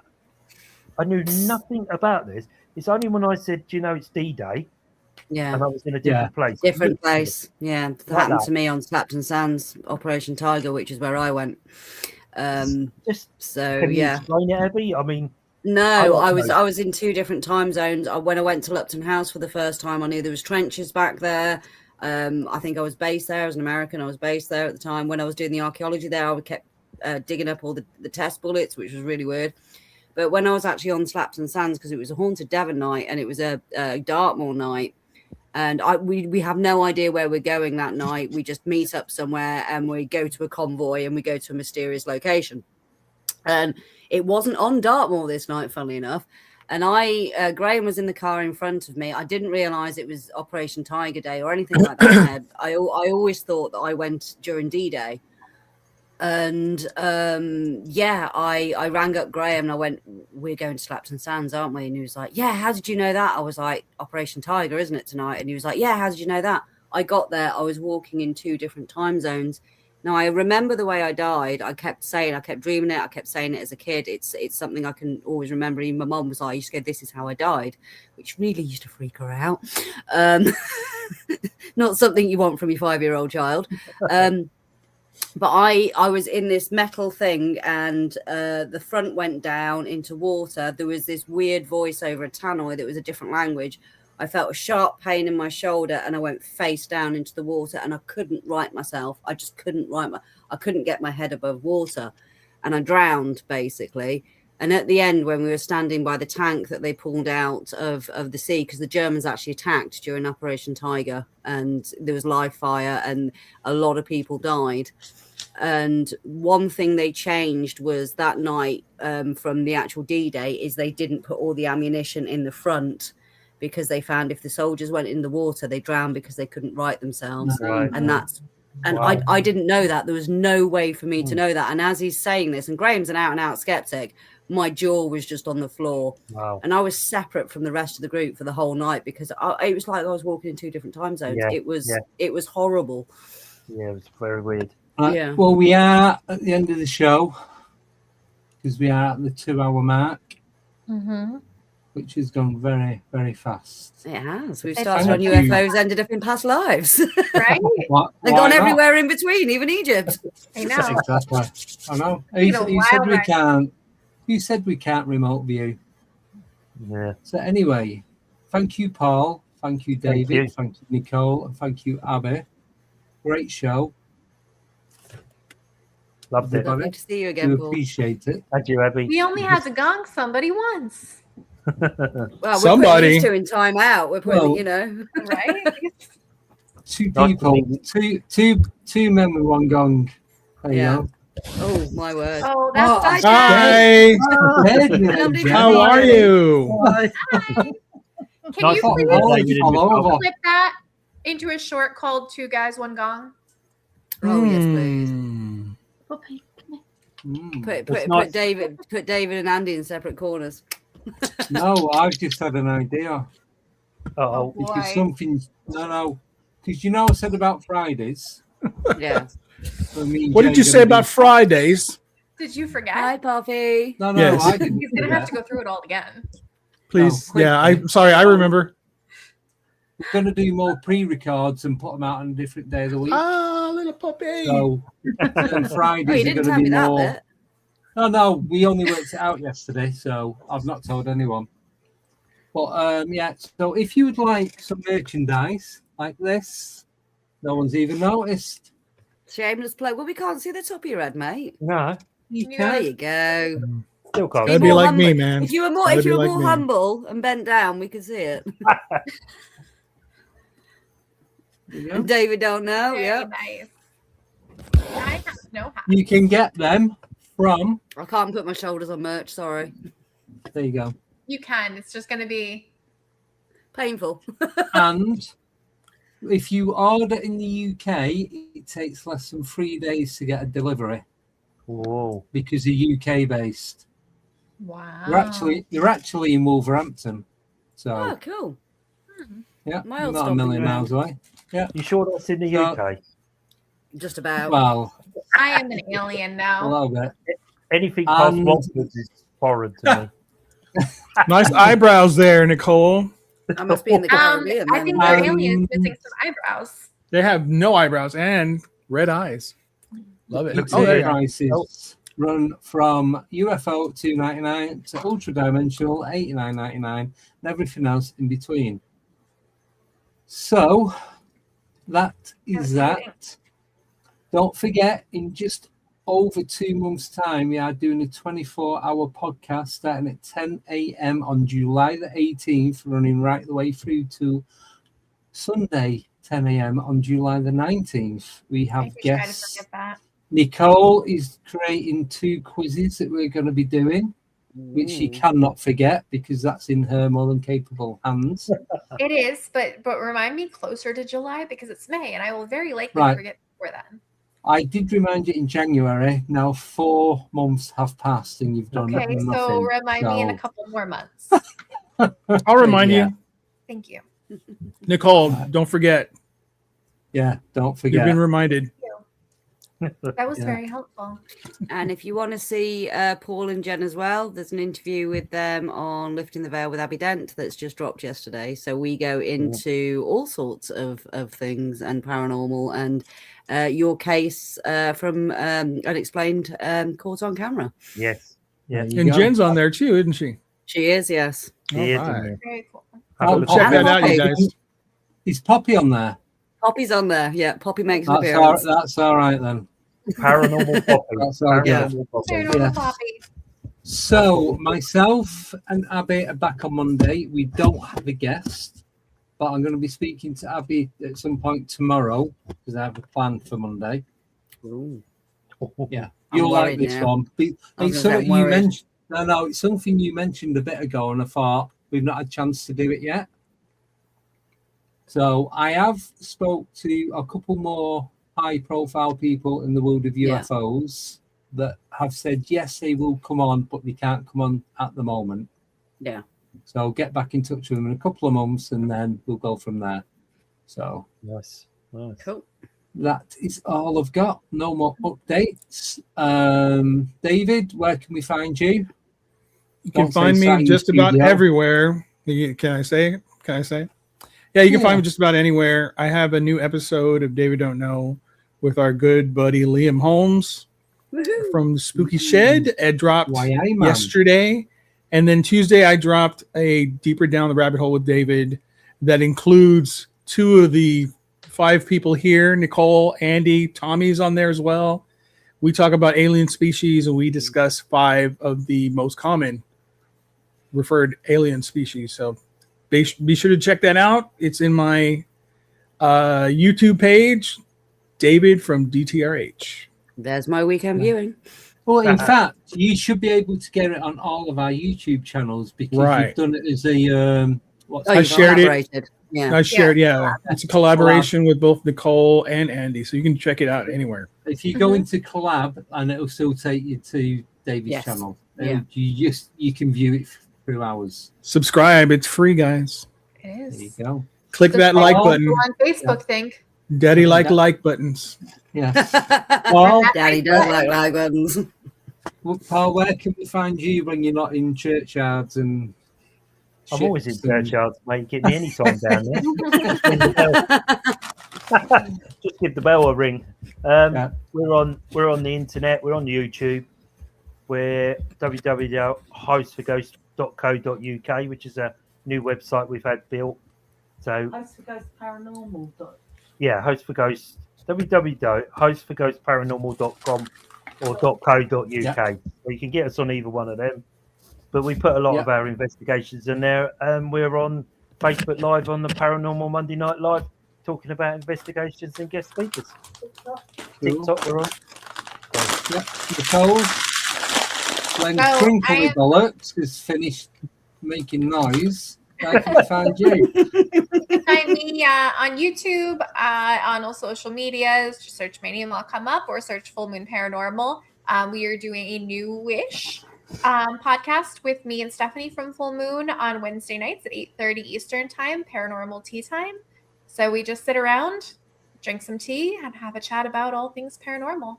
And really cool announcement. I haven't posted it yet, but next week, Jason Kenzie is coming on. Oh wow! Yeah, and he's going to be having tea and talking about cryptids. Oh, all fantastic! Right. And can I just say on your poll, I'm a ghost girl. Yes, me too. Also follow her on Instagram. She has a new Instagram page for that. Yes. Paranormal Tea Time. And Abby, where do we find you? You can find me on Sound Art Radio. So once a month. I can't even speak. I know. I didn't like that. I know. You can find me on Instagram on Lifting the Veil Podcast and on YouTube as well, Lifting the Veil with Abby Dent, and also on Mixcloud with my archives, which will be going on YouTube at some point at Ghost Finder General.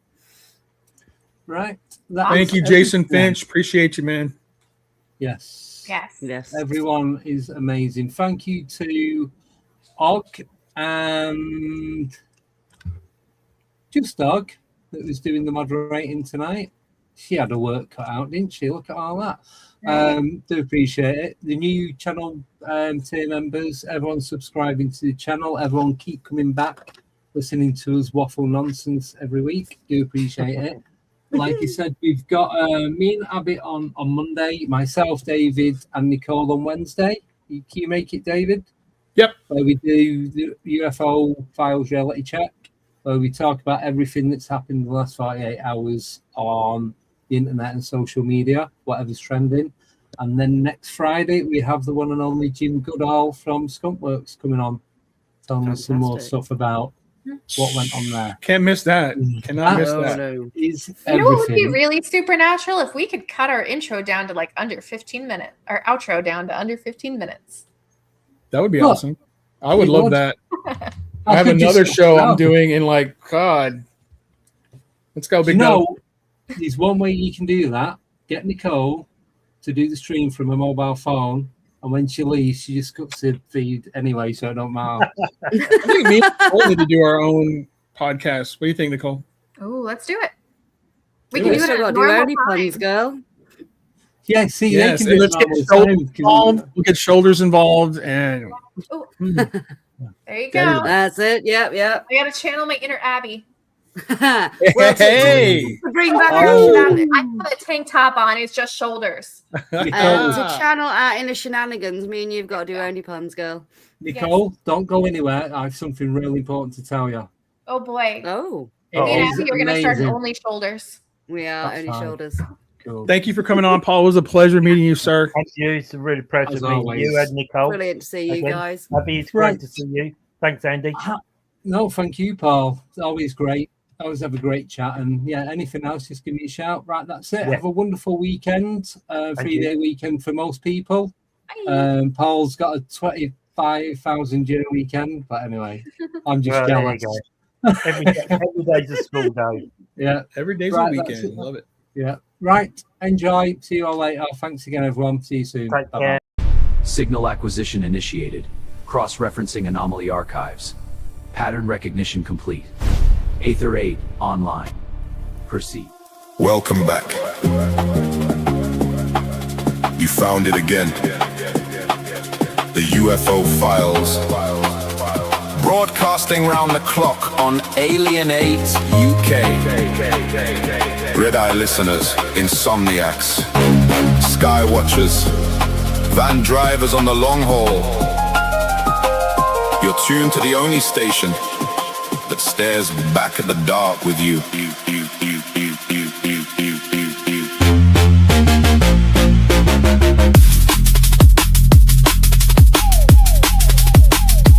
24 hours, we circle the same old questions.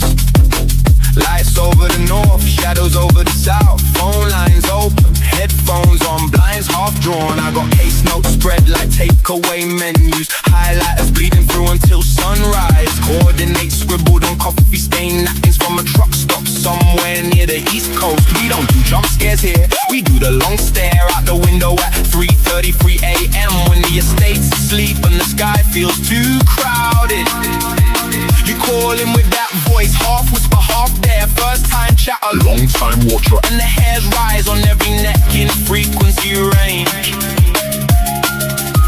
Maybe it's satellites, maybe it's stories we tell, so we're not alone in these flickering terraces and rented rooms. Either way, keep your dial right here. This is the UFO Files. Alien 8 UK. All night, every night.